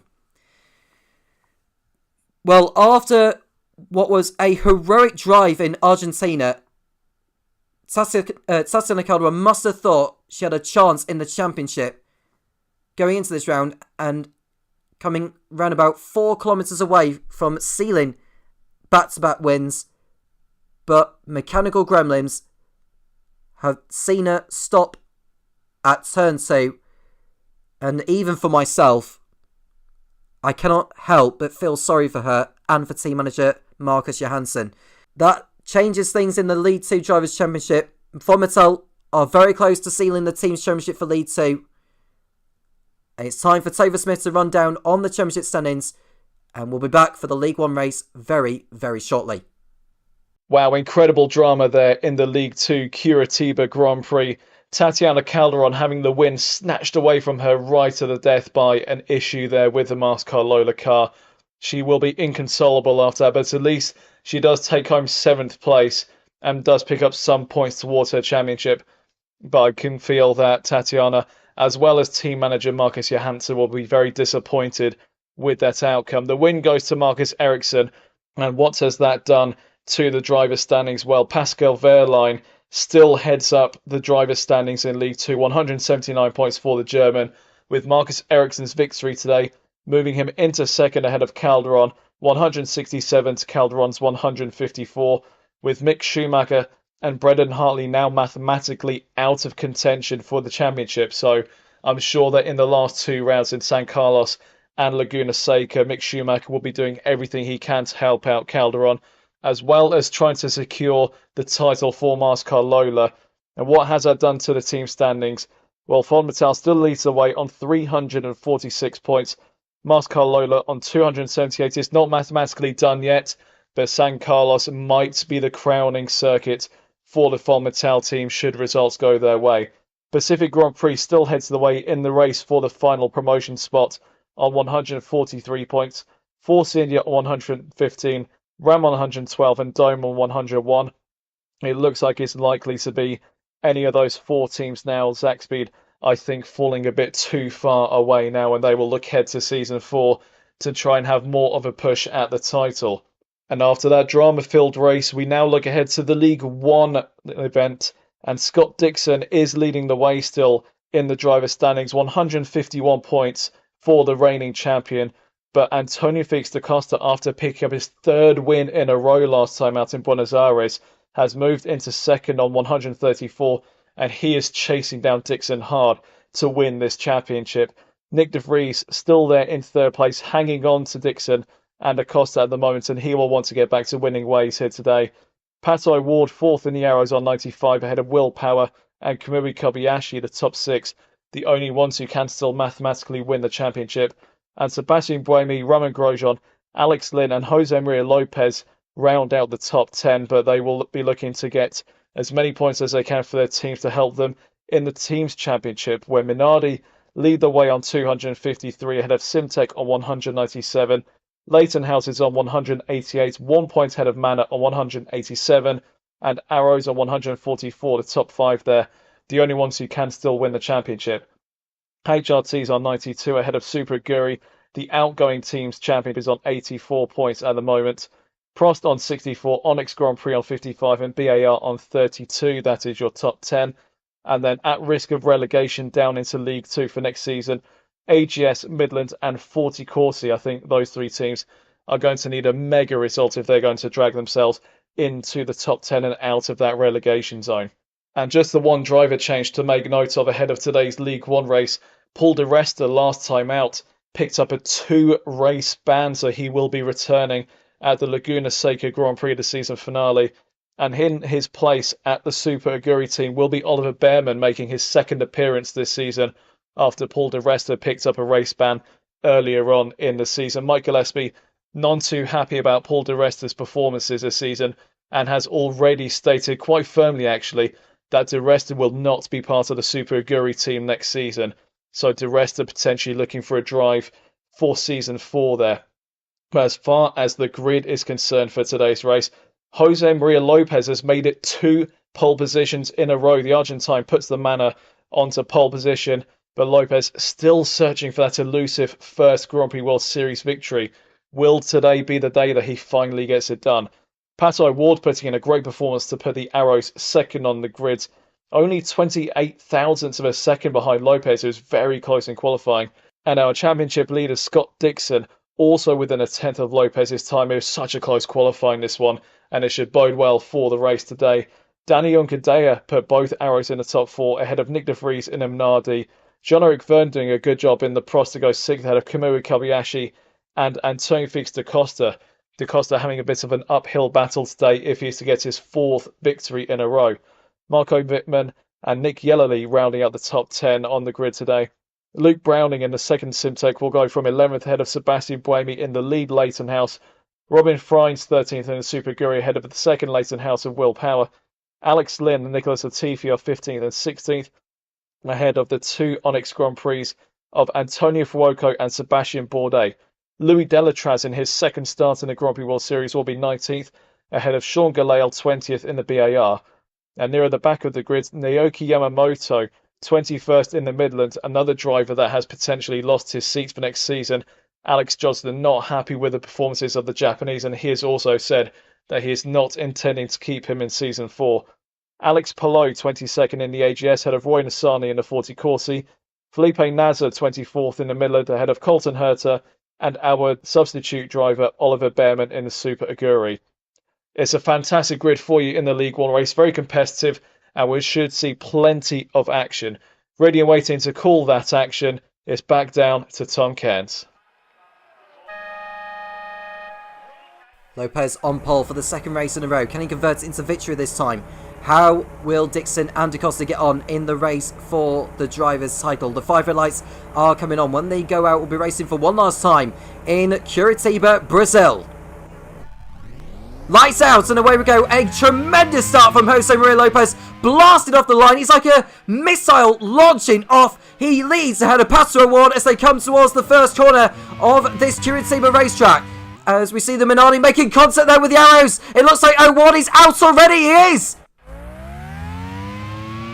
So as they come towards turn 1, it looks like the Minardi of Nick de Vries was on the inside as they came towards the first turn. He got ahead of Unkadea, came too close to Pato Ward. He took the wheel off Pato Ward's car, and O'Ward for the second race in a row is out. So De Vries getting off to a brilliant start from 5th place on the grid, moving in front of Unkadea and Dixon. An ambitious manoeuvre into turn 1. It's a bit 6 and 1.5 dozen the other, but normally in that situation, the driver who took out the man who's retired will be the one picking up the punishment. O'Ward is out, not for the first time this season after a first lap crash. He did it in Panonia before turn 1. And we'll wait to see what the stewards say on that incident. Will it go down as a race ban and disqualification for Nick de Vries? It is! So Nick de Vries is not only out of this race, but he's also out of the next one in San Carlos, Venezuela. A turn in the title race. Now, De Vries, who's in 3rd place, will be excluded from this one. It is subject to appeal, so team manager Giacomo Pagliaro will have the right to appeal that. But as it stands, De Vries is out of this race and also out of the next one in San Carlos. But he'll carry on as he is for now in case the punishment gets overturned. As we watch Da Costa go for it on Kobayashi. He only qualified 8th, Da Costa, but he's making his way through the field. He's up into 4th place now behind his teammate Nick De Vries, who had been overtaken by Young Kandaya as a consequence of that first lap crash with O'Ward. Jean-Eric Verne up into 7th place in the Prost. Now remember, Jean-Eric Verne is the reserve driver for Minardi, so should De Vries' punishment stand, then it's expected that Verne will be in the Minardi in place of De Vries, which will leave Prost having to field another driver for the next race in San Carlos.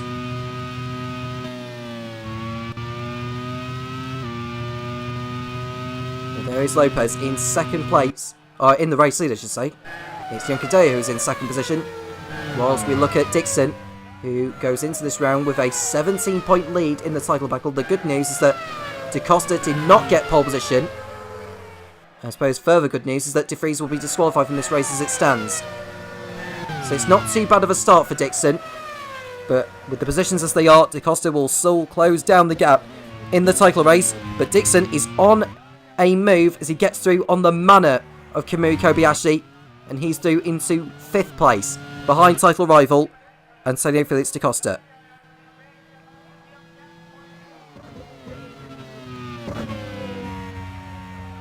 Now Lopez in the race lead. Ahead of Young Kandaya, there is De Vries in 3rd. Not too far in front of Da Costa. Behind Kobayashi, Jean-Eric Verne is 7th. And it's the Simtech of Luke Brown in 8th. And we've got the 2 HRTs of Nick Yellerly and Alex Lynn rounding out the top 10. Willpower outside the points in 11th for Leighton House. And it's Nicholas Latifi in 12th. Robin Frines in 13th for Super Aguri, and it's the 2nd Leighton House of Sebastian Buemi in 14th and Antonio Franco in 15th in the Onyx. As we ride on board with Jean-Eric Verne, who's already raced for Minardi in the first couple of races in Sepang and Yongam and was dropped in favour of Nick De Vries. He's showing his qualities here, and he makes a pass on the manner of Kamui Kobayashi, and he's doing to 6th position. So move completed by Verne. We go back to Lopez, carrying on his way. 3.6 seconds clear of Young Kandaya. Now Lopez, who has finished on the podium on a total of 9 occasions, including 3 times for Mana in the last 4 rounds, has yet to stand on the top step of the podium. He came very close to doing so in Argentina, made a mistake at turn 1 after coming out of the pits, and now he's in the race lead by quite some way so far. A long way to go yet, of course. It's looking very, very, very good for Sam Hall at the moment, who is looking to carry on that record of picking up a race win as a team manager in each season of the Grand Prix World Series.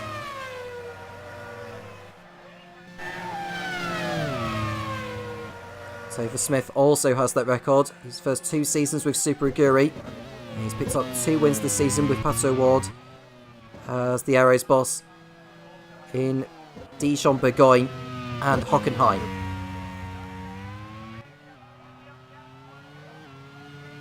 A phenomenal start to the race for Lopez. He couldn't have wished of a better one.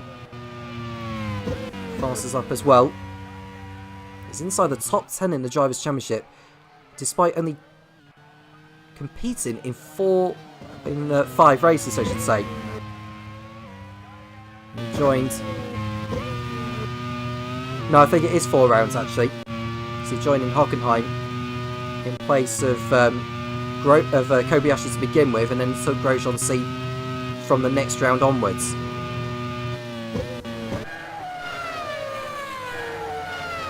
He's Latifi. Fighting it out with Nick Yellerly, who's just lost the position to Will Power. Yellerly, who was in 9th a few laps ago, beginning to drop back. There's De Vries in 3rd place. As we watch Colton Herter, who's aiming for a strong race for once. I will remind you that the bottom 3 teams will go down at the end of the season. They are occupied by AGS, Midland and 40. They are all in a battle throughout the pack, as we see what looked like an attempted overtake from one of the Midlands. Thankfully they keep going on the circuit.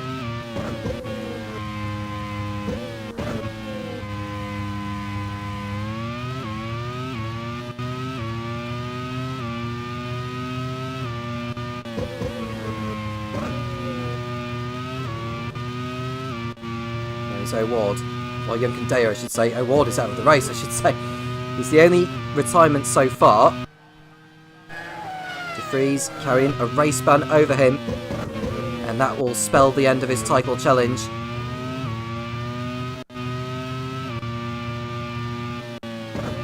And that was a 40 there. I think that was Marco Wittland trying to get through on the 40 in front. We want to see what actually happened, because he was up the inside, was Wittmann. The move didn't quite come off, and he very nearly ran wide, and the other 40 of Delatraz. Well, Delatraz was in front of Wittmann anyway. Nissani got through on Wittmann as a result. And we can see Da Costa getting the move done on De Vries, and it's no contest there. Da Costa up to 3rd place for Minardi. And Dixon will want to get through on the Dutchman very, very quickly.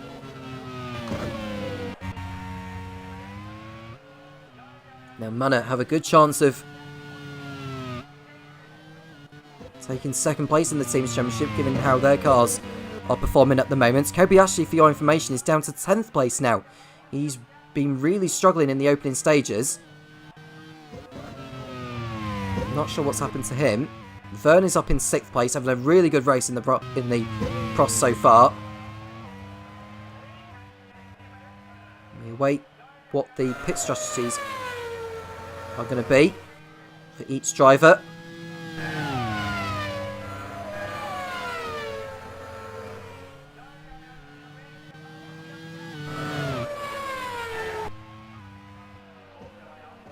You can see Wittmann, who's back ahead of... Well, I say he's now back ahead of Nissani, is Wittmann, and Nissani's also been overtaken by the BAR of Sean Galeau. And here is Wittmann going for it on Delatraz on the pit straight. And he is through, but he's allowed Delatraz to pull back on the inside for a moment. And Wittmann is through into 17th position. I want to go after Sebastian Bourdais in the Onyx.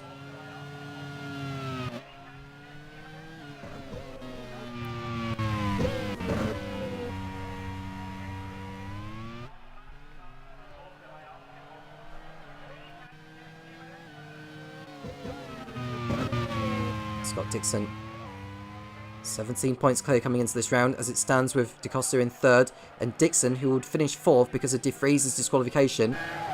The gap will come down by 3 points, which will mean a 14-point margin. Da Costa has won the last 3 rounds. First in the Grand Prix World Series.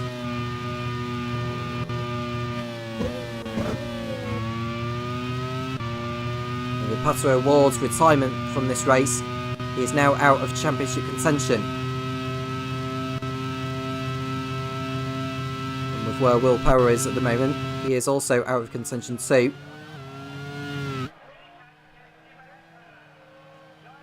So it'll just be between Scott Dixon and Antonio Felix da Costa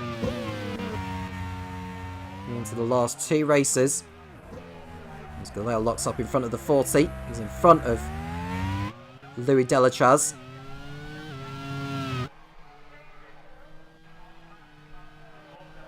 Minardi coming into this round, 56 points clear of Simtek. They have a chance to seal the team's championships today. If they were to do that, they would need to be at least 90 points clear of everyone else. basically means outscoring Simtek by 34 and Leighton House by 43.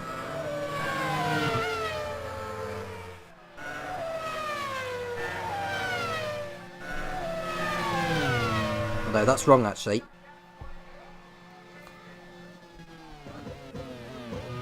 Just seen an overtake there, and Kobayashi is dropping down the order quite a lot actually now. Latifi is through. And Kobayashi is not going anywhere near at the pace of which we are expecting, so he really is struggling with the pace. Going back to what we were saying about Simtek and Minardi. Minardi 56 points clear of Simtek. And are 65 clear of third place, Leighton House. And 66 clear of fourth place, Manor. So they essentially need to be 90 points clear ahead of everyone else in order to wrap up the team's championship today. But as it stands, that's not going to be the case because De Vries is going to be excluded from the race result for taking out Patrick Ward.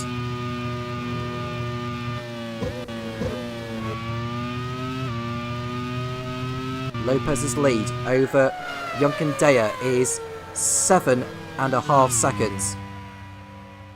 As we watch Vern, was that Wittmann actually? I think that might be... No, it's Froko who's battling it out with Sebastian Buemi.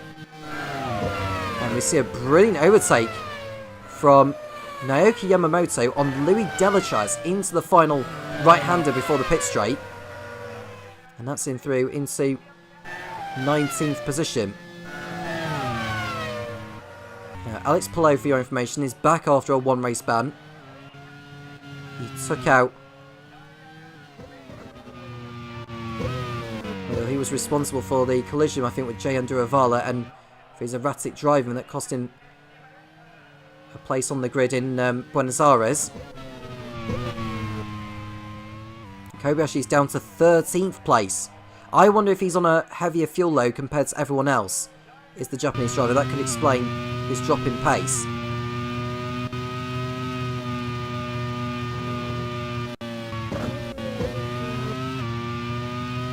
There's no doubt that Lopez is the man to beat so far in this one, but he could be on the lighter fuel load compared to Jonken Deyer, De Costa and co.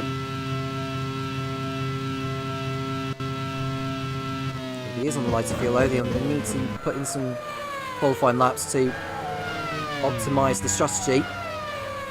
240 is going toe-to-toe. Delachaz and Nissani.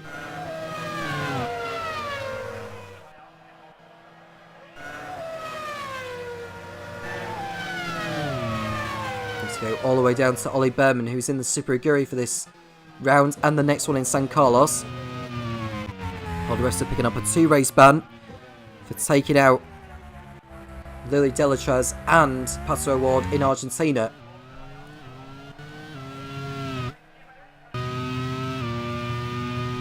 There's Lopez in P1. 8.5 seconds clear over Jonken Deyer.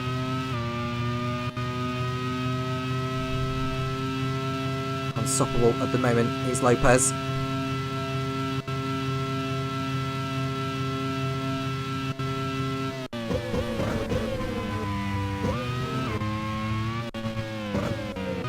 What must Sam Hall be thinking so far in this one? I can tell you that Dixon and Vern are closing in on De Vries. Now Prost, who are mathematically still in the relegation fight, but realistically they are expected to stay up now. It looks like 3 from 4 that are going to be in the fight going into Laguna Seca. BAR going into this one 9 points clear over AGS. With Midland another 9 points back, and 40 are on 6 points and haven't scored since the opening race in Malaysia.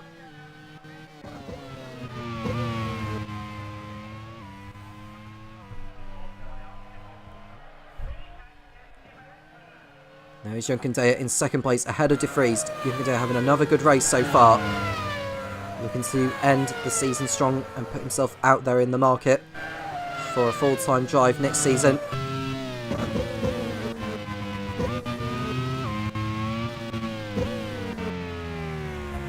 Carlos Lopez. Absolutely on form.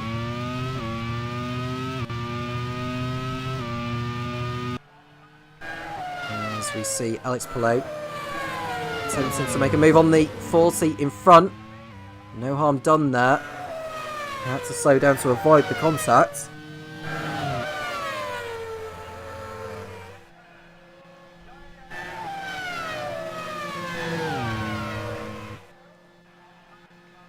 As they head towards turn 1. They're just up the inside. Palou in front of Delatraz. He goes through, no problem. Go back to Lopez. Absolutely dominating this one, like he owns it. And now he's heading for the pits for his first of 2 stops.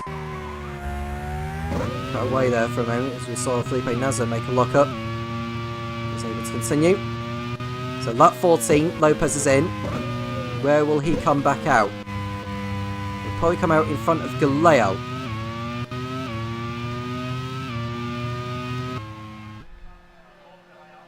And now it looks like Jean-Luc Verne's going to make a move on Scott Dixon, who will be 3rd place. Jan Cadea also coming in for Arrows.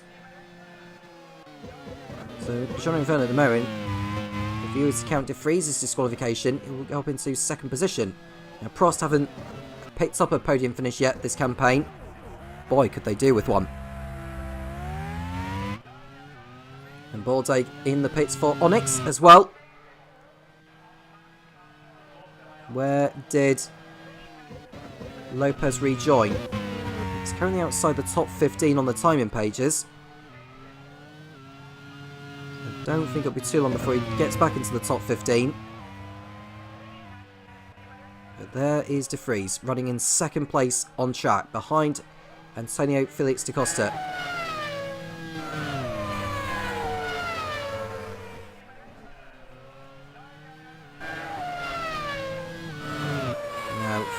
Dixon's looking to get back through on Verne on the pit straight. And Dixon is due. Or so he thinks on the Frenchman. He should outbrake him into turn 1. On the inside is the Kiwi. And that's a change for position. Dixon back through again on the Prost. We've got Power, Lynn and Wittmann all in the pits.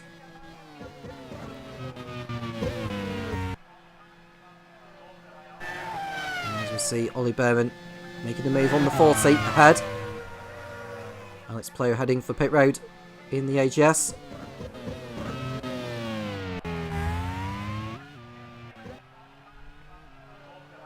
And there we see Dixon in 3rd place going after De Vries. Vitally important he gets in front of him.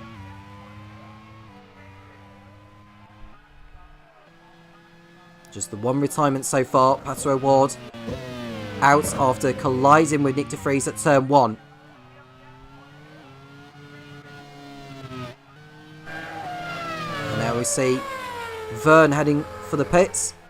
And behind him is Luke Browning.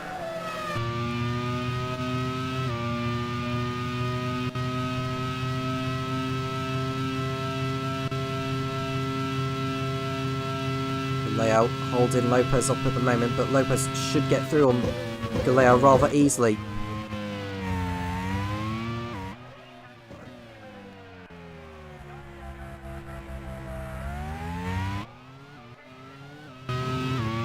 So da Costa in the race lead by 2 seconds over De Vries.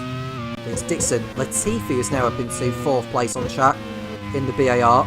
We've got Frines 5th, Yellow Kobayashi, Froko, Buemi and Lopez, who's just got through on Galeo. Ollie Behrman coming into the pits in the Super Aguri. He's been off the pace in this one as the young Brit who's been taken on as a reserve driver for a Formula 1 team. I think that must be Ferrari, I would have thought. He did some free practice sessions for the Haas team in 2023. We see Jan Cadea And to slow the car down there through third to last turn of this track. See if he finds both in the pits now. Signori and Kobayashi up positions, as is Froko and Buemi.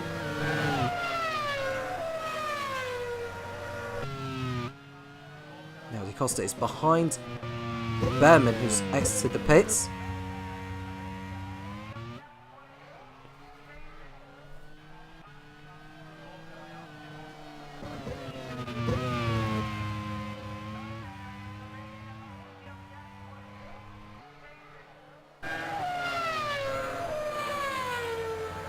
Two Minardi's are heading into the last turn. As is Dixon.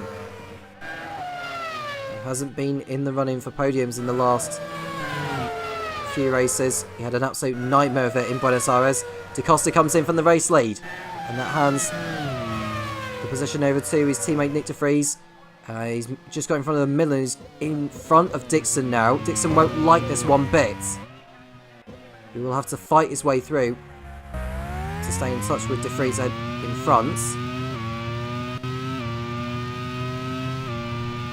Now, is Dixon through ahead of the back marker? We'll find out in a moment.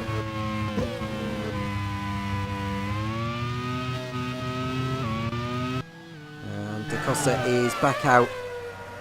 Well, he's not exited the pits yet, actually. Well, he is exiting the pits now. He's behind Junkendaya. Where is Vern in relation to him? Well, Vern is not too far behind him. Vern is also in front of Browning. There is Dixon. Running in second place. Still stuck behind the Midlands, which is Felipe Nasr. Now we see de Vries head for the pits. So Dixon will take over the race lead.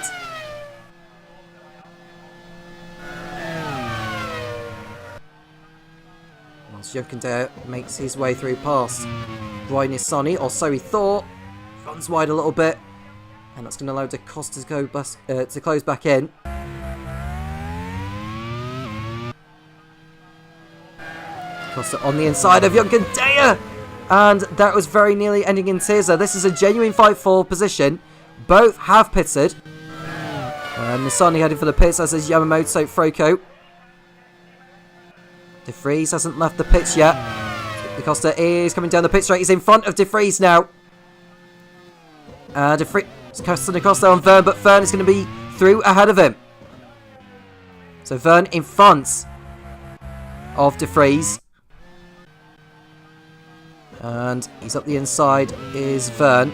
It looked like de Vries just cuts across on Vern as he gets to the pit lane. Don't think any action will be taken on that.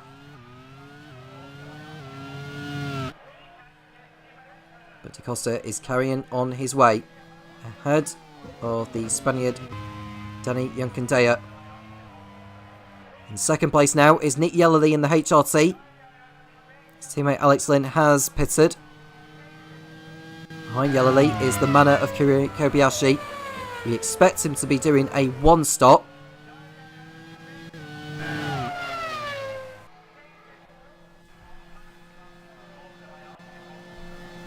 Behind Kobayashi is Buemi, who's just in front of Lopez. As we see Bourdais ahead of his teammate Froko. Froko ahead of Bourdais in terms of strategy and pace for once.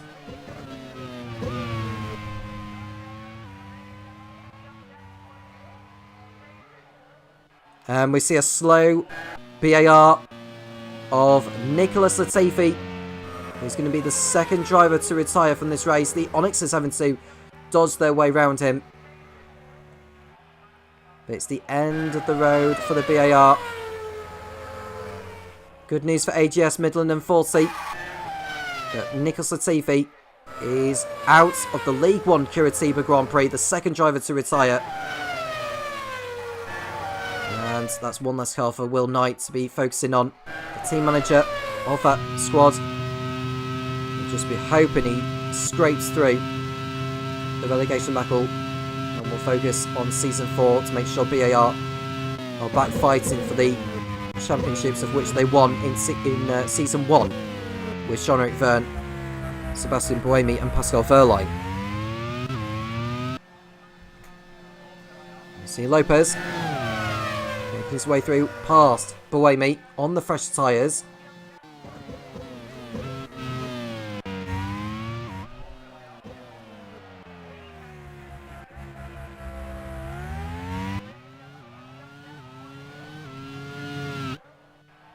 He's through into 4th place now. Nick Yellerly carrying on his way. He's expected to do a 1-stop, as is Kobayashi. I think Dixon will be as well. Scott Dixon, who hasn't won since Misano. He's won 2 races this season.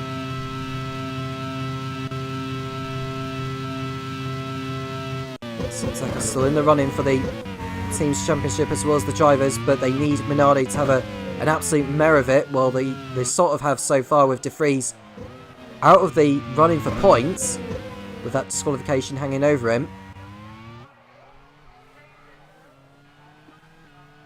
Now the Drivers' Championship won't be decided whatever happens here in Curitiba. But if anything happens to Costa, that pretty much spells the end of his hopes in the championship fight.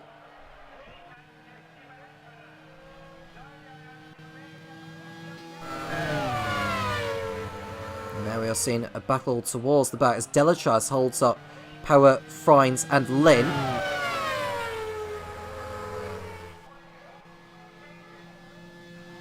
Power on the inside of the 40. And this is going to be a change for position. Power is through, no problem. Now it's Frines and Lynn. Well, are Frines and Lynn going to follow suit by getting through on the 40?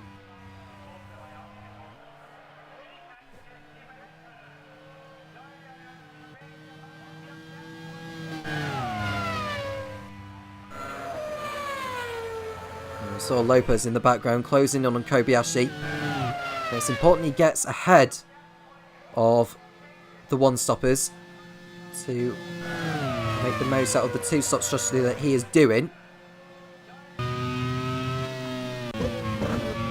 Delatraz is down to 12th place, having a decent one so far. In his second Grand Prix World Series race, his father Jean-Denis Delatraz raced for the team in season 1.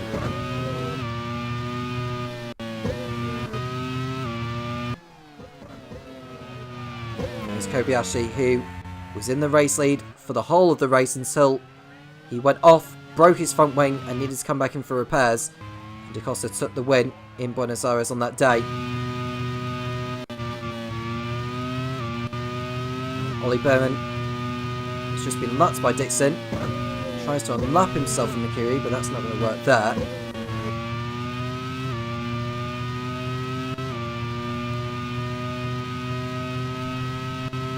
So they cross over the line to complete lap number 24.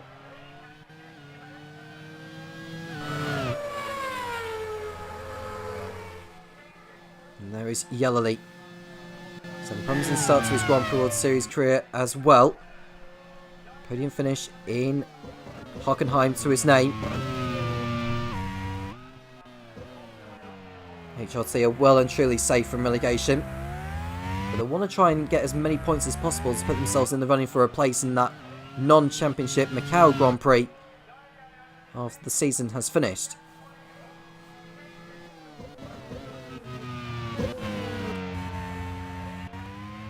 No information about the Macau Grand Prix event in terms of which teams can compete. It's the 13 highest scoring teams across the 2 leagues.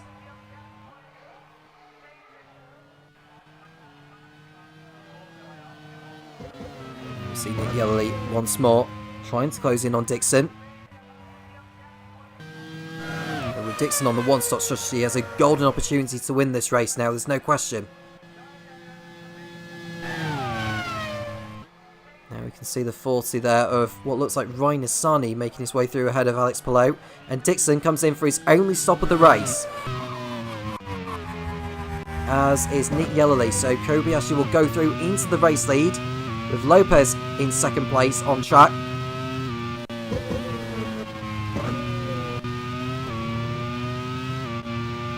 will Yellerly and Dixon come out in relation to the likes of Yunkandaya and that? I think they'll be behind Yunkandaya.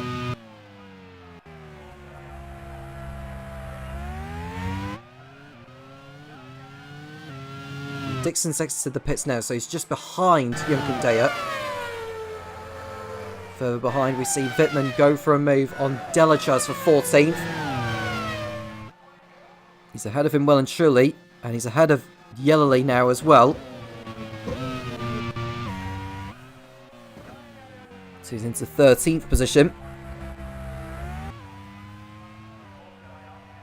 There's Kobayashi, 3 seconds clear of Lopez, and he's yet to stop in this. And Yellerly wasting no time making his move on Delachas for 14th on track. Wittmann is next up ahead, who is expected to make a 2-stop strategy. As we ride on board with Scott Dixon going for a move on Yunkandaya into the last turn, and he cannot do it there.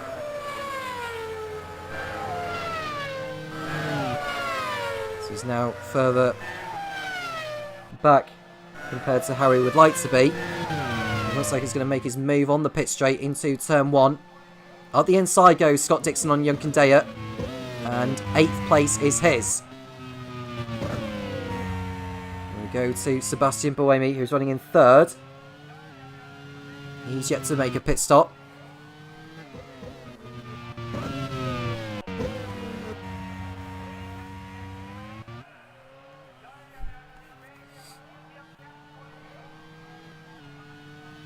Go back to Felipe Nasr, who's up in 24th and last place, behind Ollie Behrman, and they're also in a battle with Colton Herzer. It's unlikely those towards the bottom of the championship are going to be scoring points today.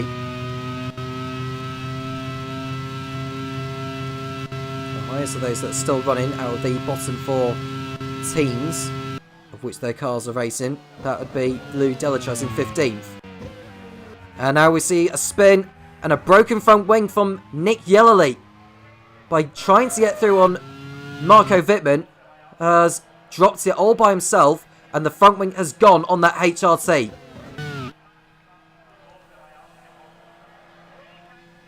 Further ahead, we see Robin Frines go toe-to-toe with Will Power. And the Super Aguri is going to be up into the points.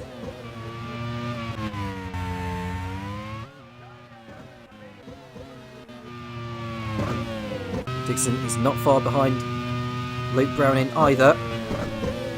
You see Felipe Nasr still tossing it out with Ollie Behrman. Lou Delachas comes in for his only stop in the 40.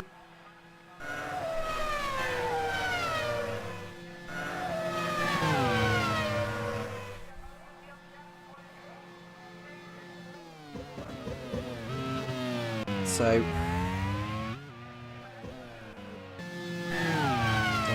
and Yellerly rejoin as Lopez goes back into the lead, but he's got the 40 that he's going to be coming up shortly. Kobayashi and Buemi are now in the pits. DaCosta will go up into 2nd place. Lopez getting stuck behind Delachas, which won't help. And that will allow Nick Yellerly to pull alongside and make a move on the 40. Yellerly's race is essentially ruined. No chance of points for him from here now.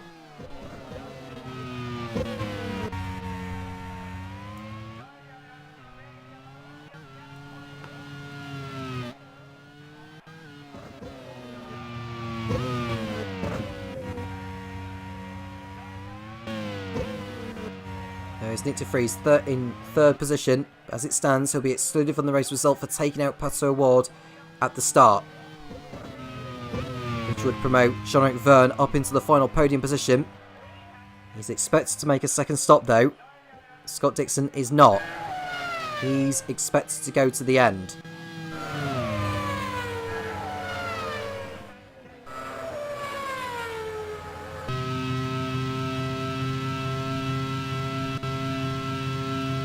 As we ride on board with the Portuguese Antonio Felix da Costa,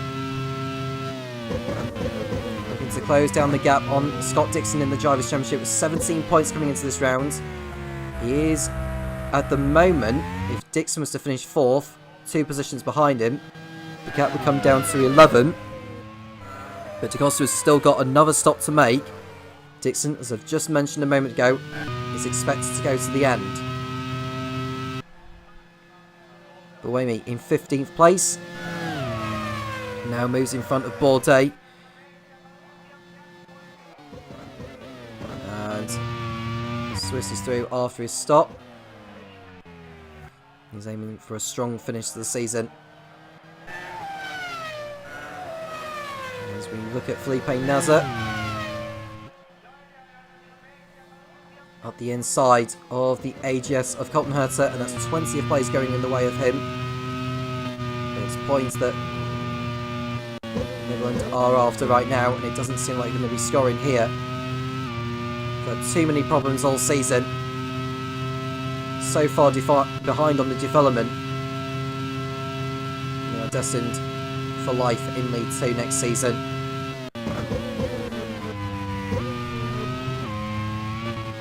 Go back to Nick de Vries, who's running in 3rd position. Lopez, who's in the race lead, has got Nick Yellerly right behind. He'll be on fresher tyres, but wants to try and unlap himself to get back into the action. I doubt that he'll do it here, because he's too far back to do it. He might try and do it on the pit straight.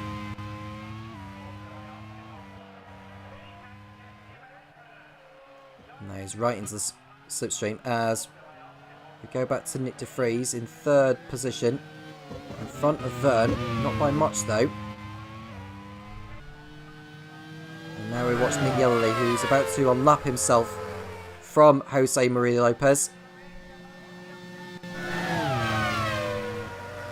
Now is this going to be him unlap himself? And we go back to Nick de Vries. We cut away from Yellerly. Got Verne and Dixon in the background. Verne, as we expect, is going to stop one more time. Nick Browning and safe for the Daniel Kandea, Robin Fines, Will Power and Marco Wittmann now in the points.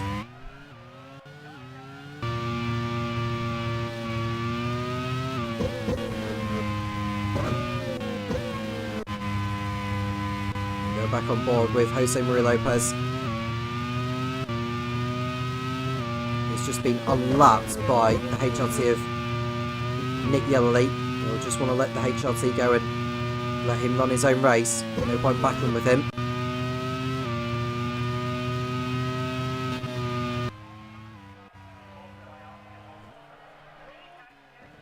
There's DaCosta. And we see an entry problem, and it's Nick de Vries.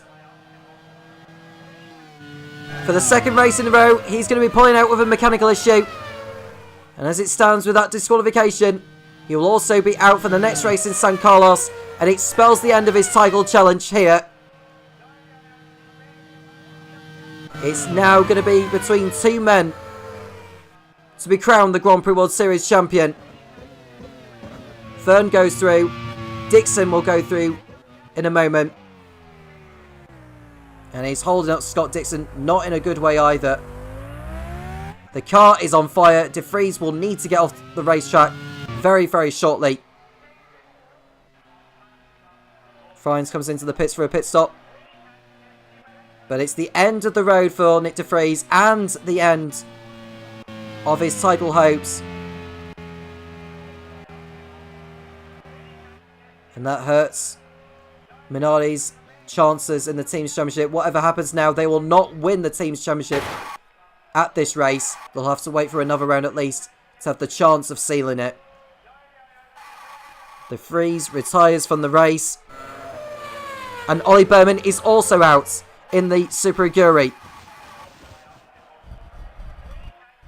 He'll have another go at it next time out in San Carlos, but it's the end of the day's work for him here in Curitiba. So that's one less headache for Scott Dixon to be worrying about as his Simtech teammate Luke Browning comes into the pits. Kobayashi is through on Wittmann, for your information.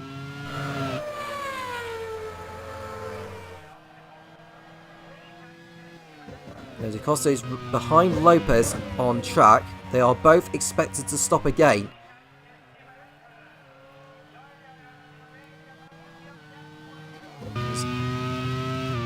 Lopez closing back in on Yellow League.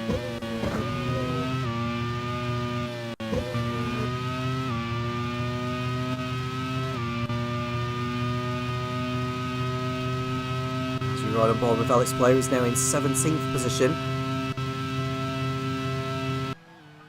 Or 18th rather, because Fines has just come out of the pits. Now Da Costa securing the noise that his teammate is out with engine problems. He cannot afford any mechanical gremlins. Otherwise, that is pretty much it. It'll be a miracle for him to recover from that in the remaining rounds of San Carlos and Laguna Seca.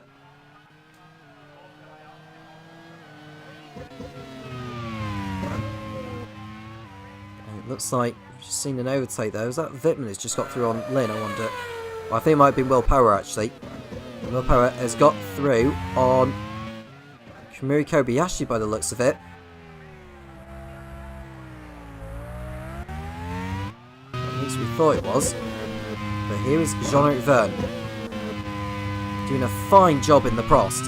In 3rd place. At the moment is bound to replace Nick de Vries in the Minardi squad for the next race in San Carlos, and Alex Lynn in the HRT is slowing down.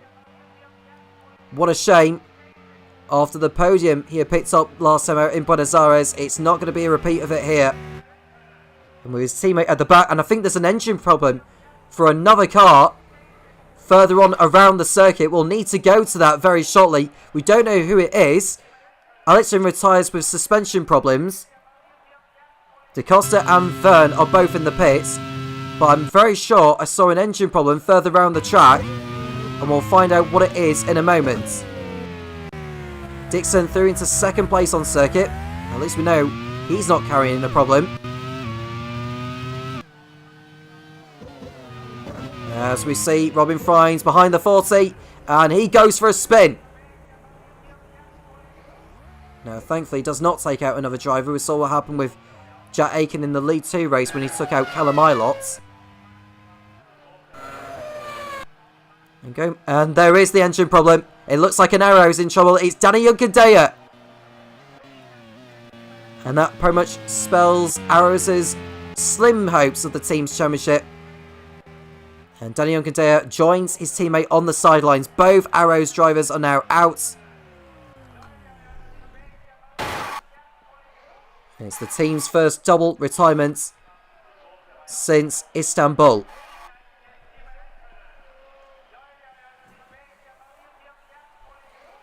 And Da Costa and Verne have rejoined the race. Lopez is in the race lead.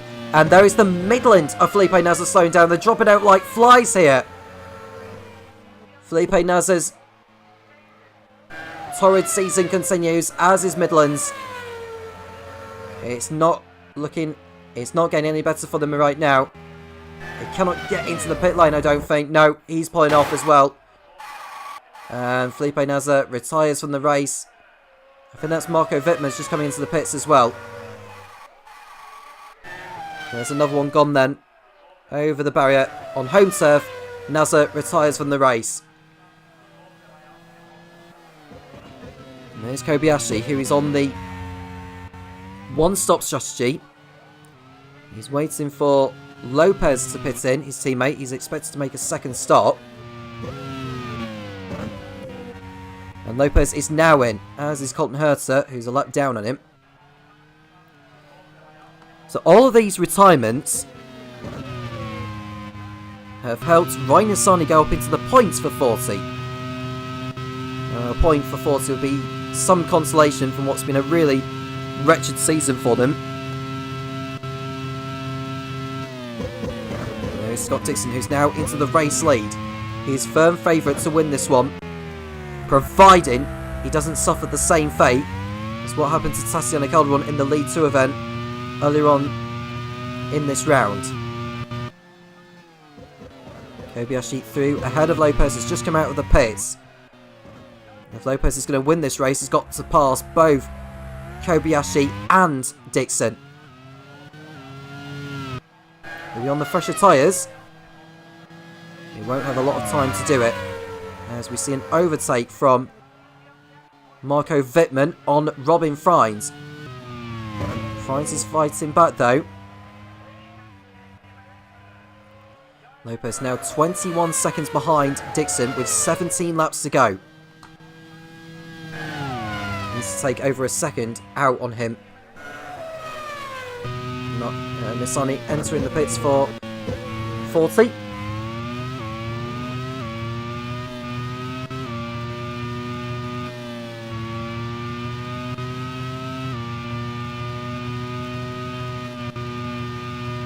So your race order: Dixon leads, Kobayashi second, it's Lopez, Buemi, DaCosta, Verne, Browning, Freins, Wittmann and Power in the top 10.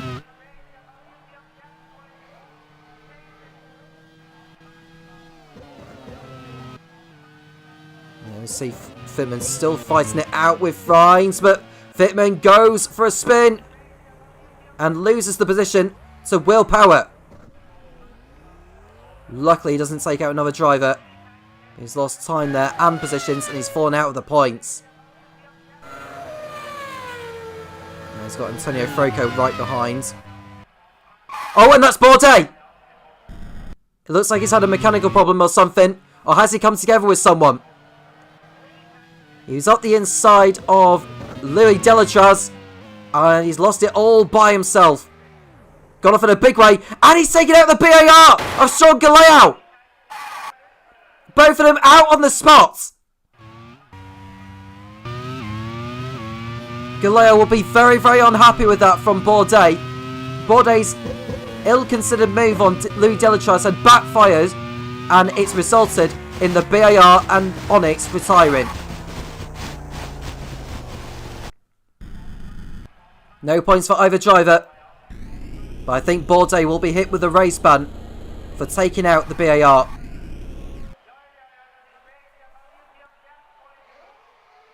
We'll wait for the steward's verdict on what it will be, but I think we should expect the inevitable.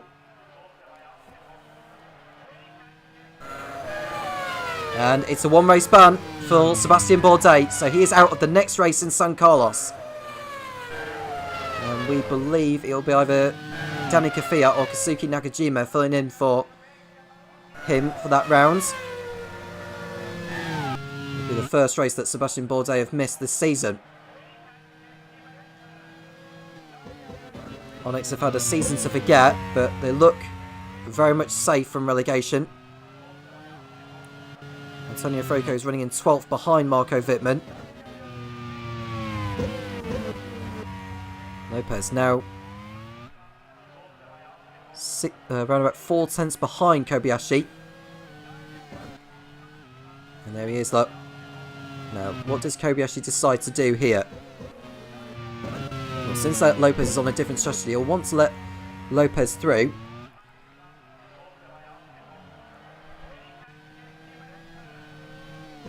And Lopez goes for the move on Kobayashi, but they nearly take each other out.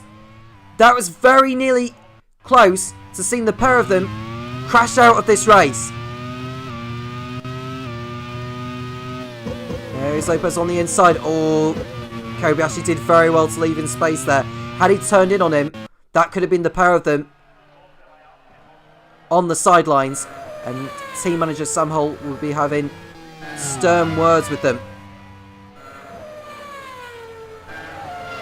Lopez into the slipstream now of his teammate, and we should expect an overtake being completed here, but Lopez has lost time battling with his Japanese teammate.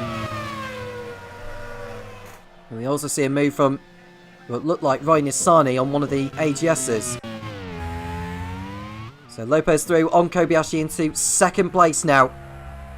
He's got 18 seconds to make up in 14 laps on Scott Dixon.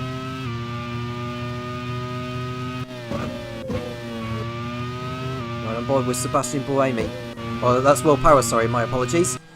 He's a bit ahead of Nick Yellerly, who had to make that second pit stop. Now we also see Will Power going for it on Frines for 8th place. And the position is his. Leighton House have had a better time of it in this one compared to previous rounds. Now Scott Dixon on his own. As we see DaCosta go for it on Buemi, but can't quite do it there. And Vern is closing in. Now we go back to Lopez, who is making his way through back markers.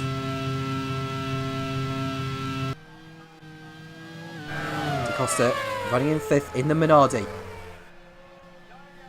Pulls out of the slipstream alongside Sebastian Buemi, and 4th position is his. Now if Dixon was to win this race, and DaCosta, who's currently running in P4, Dixon will extend his lead to 30 points and put him within touching distance of wrapping up his 2nd Grand Prix World Series cycle next time out in San Carlos.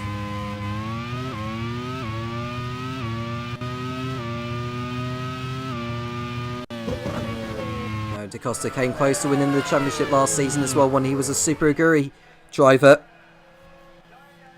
He won the race on the track, but a 30-second time penalty for causing a collision with Scott Dixon at the start of the League 1 Laguna Seca Grand Prix dropped into 3rd place, and Roman Grosjean took victory, and Dixon finished 2nd, which was more than enough for him to wrap up the cycle that day.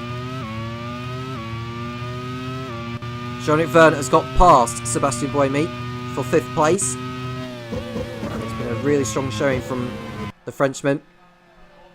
Although Buemi is actually going to be fighting back. He feels he has a point to prove. Now the former teammates of when they were BAR drivers, the beginning of Season 2 and Season 1. Buemi gets back through into 5th position. And one driver who's trying to get back into the points is Marco Wittmann, who's right behind Nick Yellerly. There he goes. And the move is more or less complete, I should think. He is through, no problem. And Marco Wittmann back into the points now in 10th.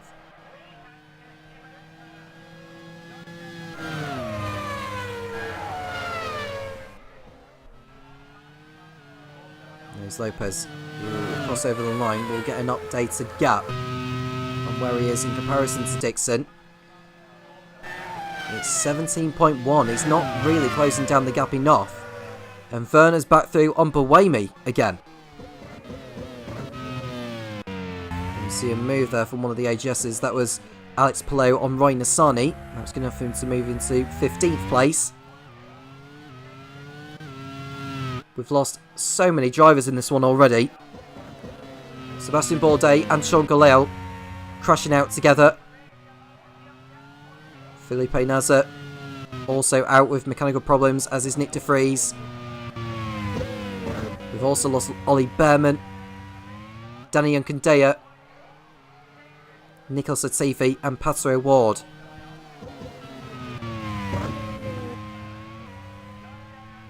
Still got 11 laps to go. A lot can still change.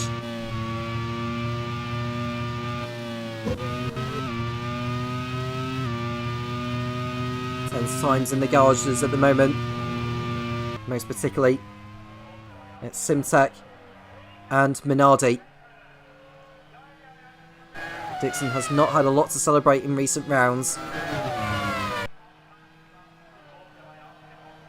He's coming up to lap Naoki Yamamoto, who's running in 13th, having a strong race for once. No problems from him so far.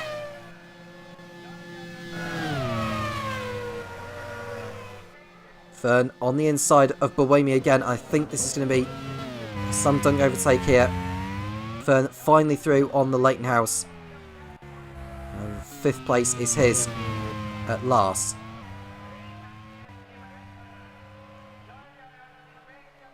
There's Dixon behind Yamamoto still.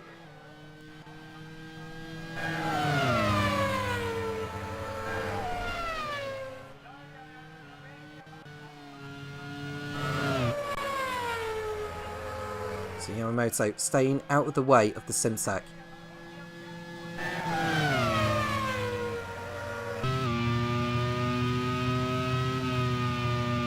Watch Kobayashi's making his way through on the...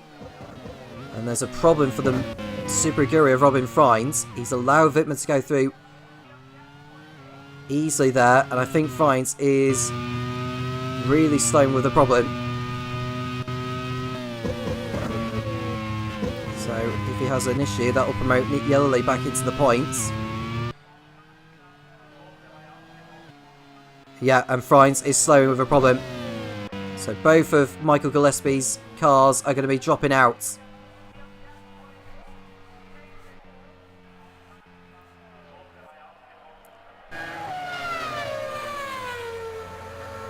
So Robin Fines joins the long list of retirees.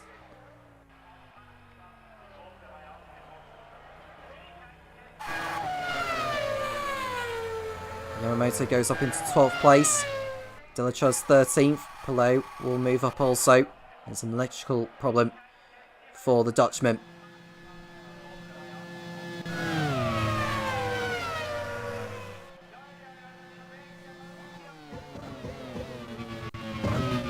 So I believe that makes it 10 retirements in this race. We've got 8 laps to go. Dixon 14 seconds clear of Jose Maria Lopez.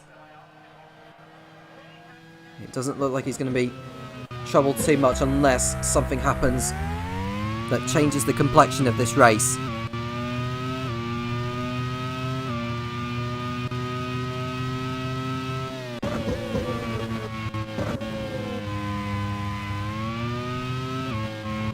There's Lopez, who once again is going to miss out on a race win. He'll add another podium to his name and he'll move up in the Drivers' Championship. He's only on 54 points, or 56 rather. And his pole position, he picked up a pole position in Argentina to make that 57.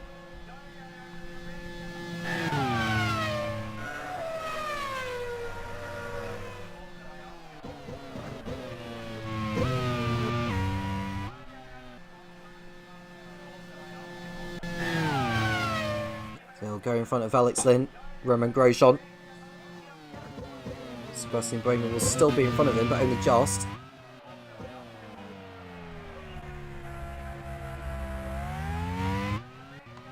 Seven laps remaining then. We're on lap number 48. Doesn't look like Dixon's going to be losing the race win anytime soon. Kobayashi is still in front of DaCosta. And Froco's trying to get through on Nick Yellowly for the final point here. And he may get it, you know. Yellowly's exit wasn't great. And Froco may pick up a precious point for Onyx.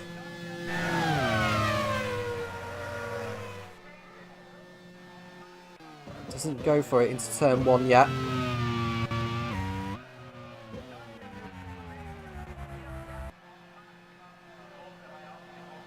Dixon we go back with 6 laps away from victory. The gap is less than 13 seconds between him and Lopez.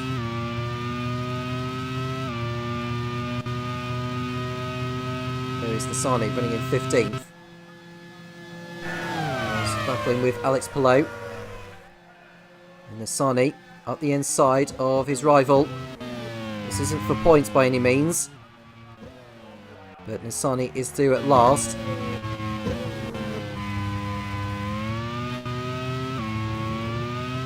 It's been a good effort also from Naoki Yamamoto to put his middle in 12th, but it's too little too late really. In the grand scheme of things, we know both BAR drivers are out of this one. But even still, AGS, Midland and 40 have a mountain to climb to catch them. Now we're looking at Antonio Froco again, up the inside of Nick Yellowly into turn 1. And that's 10th position for him. And for Ryan Ferris's team, who look to be on course for a point after all.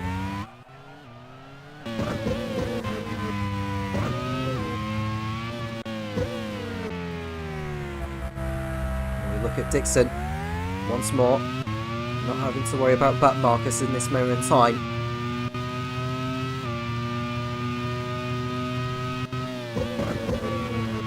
Looking ever so comfortable.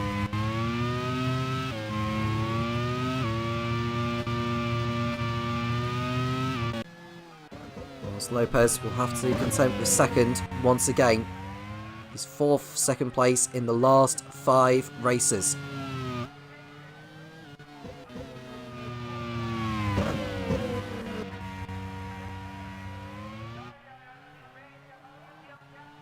There's a back marker ahead of him, which he'll have to make his way through. That'll be Louis Delachaz, who's running in a respectable 13th.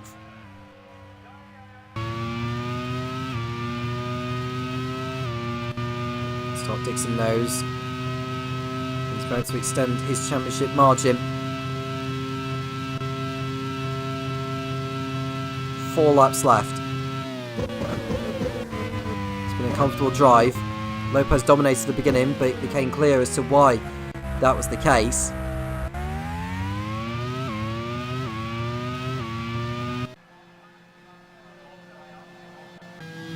Kobayashi, there's DaCosta making his way through back markers.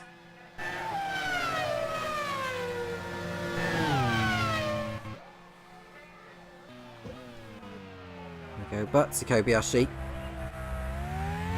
Needs to be on course to complete a double podium for Mena.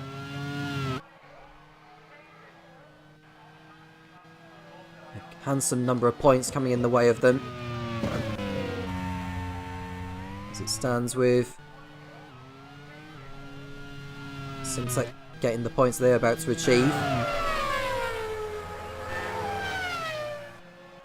Simsek will stay in second place. We watched Nick Yellerly get back into the points again by making his way through on Froko, but Froko is still not giving up. Out the inside once more, and Froko is through once again on the HRT.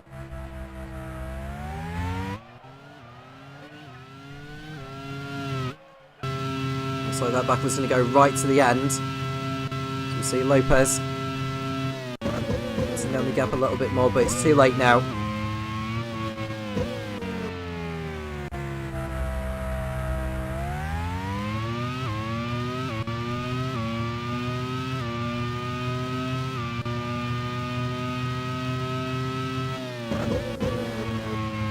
.7 seconds in sector 1 on that 52. Dixon not having to worry about back markers. There aren't any more which he'll need to navigate through now. Yellerly and Froko are around about another 8 seconds up the road at least. But they are still tossing it out for the last point. Yellerly through on Froko once again, but is Froko going to stay to the inside? He's not this time around. Yellerly is through ahead of the Italian. And it's positioning swapping around all the time. As Roy Nissani is running in 14th ahead of Alex Palou. Does his best to stay on the track.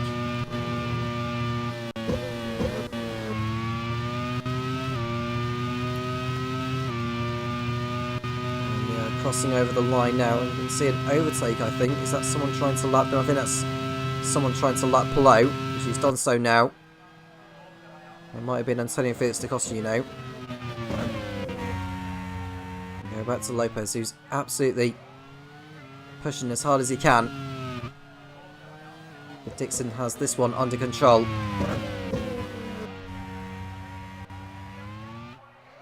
He's about to start the final lap in a moment.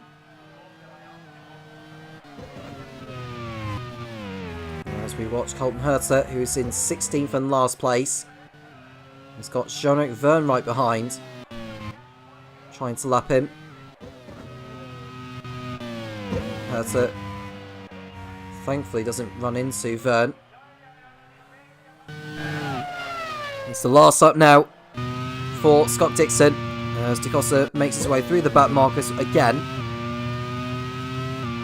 Isn't too far in front of Verne. There's no way DaCosta is going to be catching Kobayashi for that final podium position. After 3 consecutive victories, Da Costa is having to contend with 4th place today. Lopez trying to catch Dixon, but he's too far up the road. And we want to go to the race leader, who's driven a perfect race with a strategy. A long time since we saw him on the top step in Misano. But this win is going to put him within touching distance of winning back-to-back Grand Prix World Series titles and keep Simtek in the hunt for the team's championship.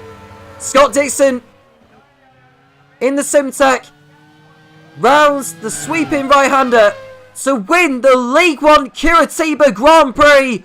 Team manager Scud Woodwis can celebrate once again. We'll go to Jose Maria Lopez is going to come home in 2nd position for the 4th time in 5 races. In fact, I think he's coming to a stop as Lopez, because Kobayashi is through. Lopez has slowed down.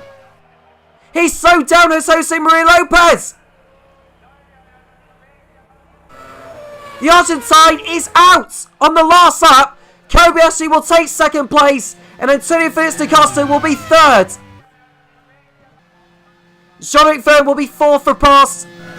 Sebastian Buemi, Luke Browning, Will Power, Marco Wittmann, Nick Yelly and Antonio Franco will be in the points, so Jose Maria Lopez is only going to pick up the pole position and fast lap points. Horrible lot there for him and for team manager Sam Hull. And Will Power, by the looks of it, has just come into the pits with a throttle problem. So is Marco Wittmann going to take that position away from Will Power? He is, you know. Marco Wittmann comes home in 7th place. And what about Nick Yellerly and Antonio Franco? They're going to be 8th and 9th. But it's a race win for Scott Dixon and Simtek. They edge nearer to clinching the Drivers' Championship once again. Kamui Kobayashi 2nd, ahead of Antonio Felix da Costa, Jean-Luc Verne, and a brilliant 4th place for Prost. Sebastian Buemi in 5th, ahead of Luke Browning, Marco Wittmann, Nick Yellerly, Antonio Franco, and Jose Maria Lopez classified in 10th place, so he does get something after all.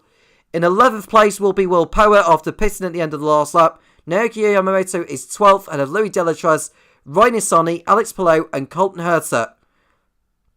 Robin Fines retired, as did Sean Galeo. Danny Yankandea out with engine problems. Felipe Nasser retiring again in the Midlands with transmission problems. Alex Lynn, Ollie Berman, Nicholas Latifi and Pato Award were the rest of those to not finish. Sebastian Bourdais disqualified after taking out Sean Galeo, and Nick de Vries the same for his part in the incident with Pato Award on lap 1. Jose Maria Lopez got the points for fast lap and for pole position, but 2nd place had disappeared from him. What a shame. In more important matters, as far as the Drivers' Championship is concerned, Scott Dixon's gap over Antonio Felix da Costa has increased by 10 points. The margin is 27. All he needs to do is to outscore his rival in San Carlos, and his 2nd Grand Prix World Series title will be coming his way.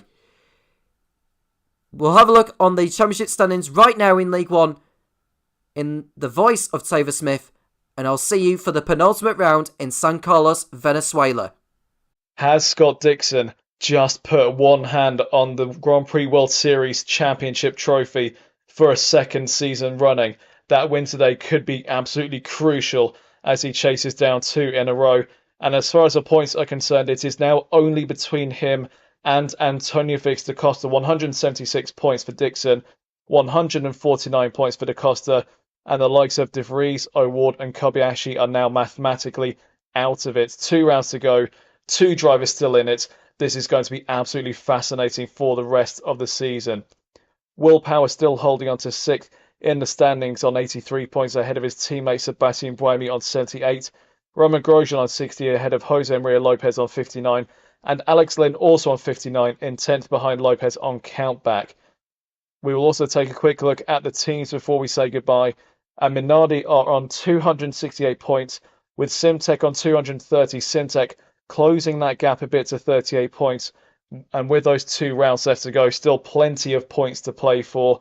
and it could all change in San Carlos and in Laguna Seca. Manor and Leighton House still also mathematically able to win it. Manor now moving above Leighton House after their podium for Kobayashi today, while Arrows have now dropped out of contention in 5th place. HRT are in 6th on 96 points, Super Guri on 84, Prost on 82, Onyx on 57, BAR on 32, while AGS, Midland and 40 Corsi did not score any points today, and they have 2 rounds left to try and get themselves out of that relegation zone and into the top 10 to stay in League One next season. Well, it has been another fascinating day of action here in the Grand Prix World Series. So many overtakes here on the Curitiba circuit, and it has been great to watch. So much going on. You have to feel sorry for the likes of Calderon and Lopez for having their last lap incidents in both races, but we are set for 2 more rounds of fantastic action here in the Grand Prix World Series. We look forward to broadcasting those 2 rounds for you, but until then, I've been Topher Smith, and I will speak to you next time. Take care.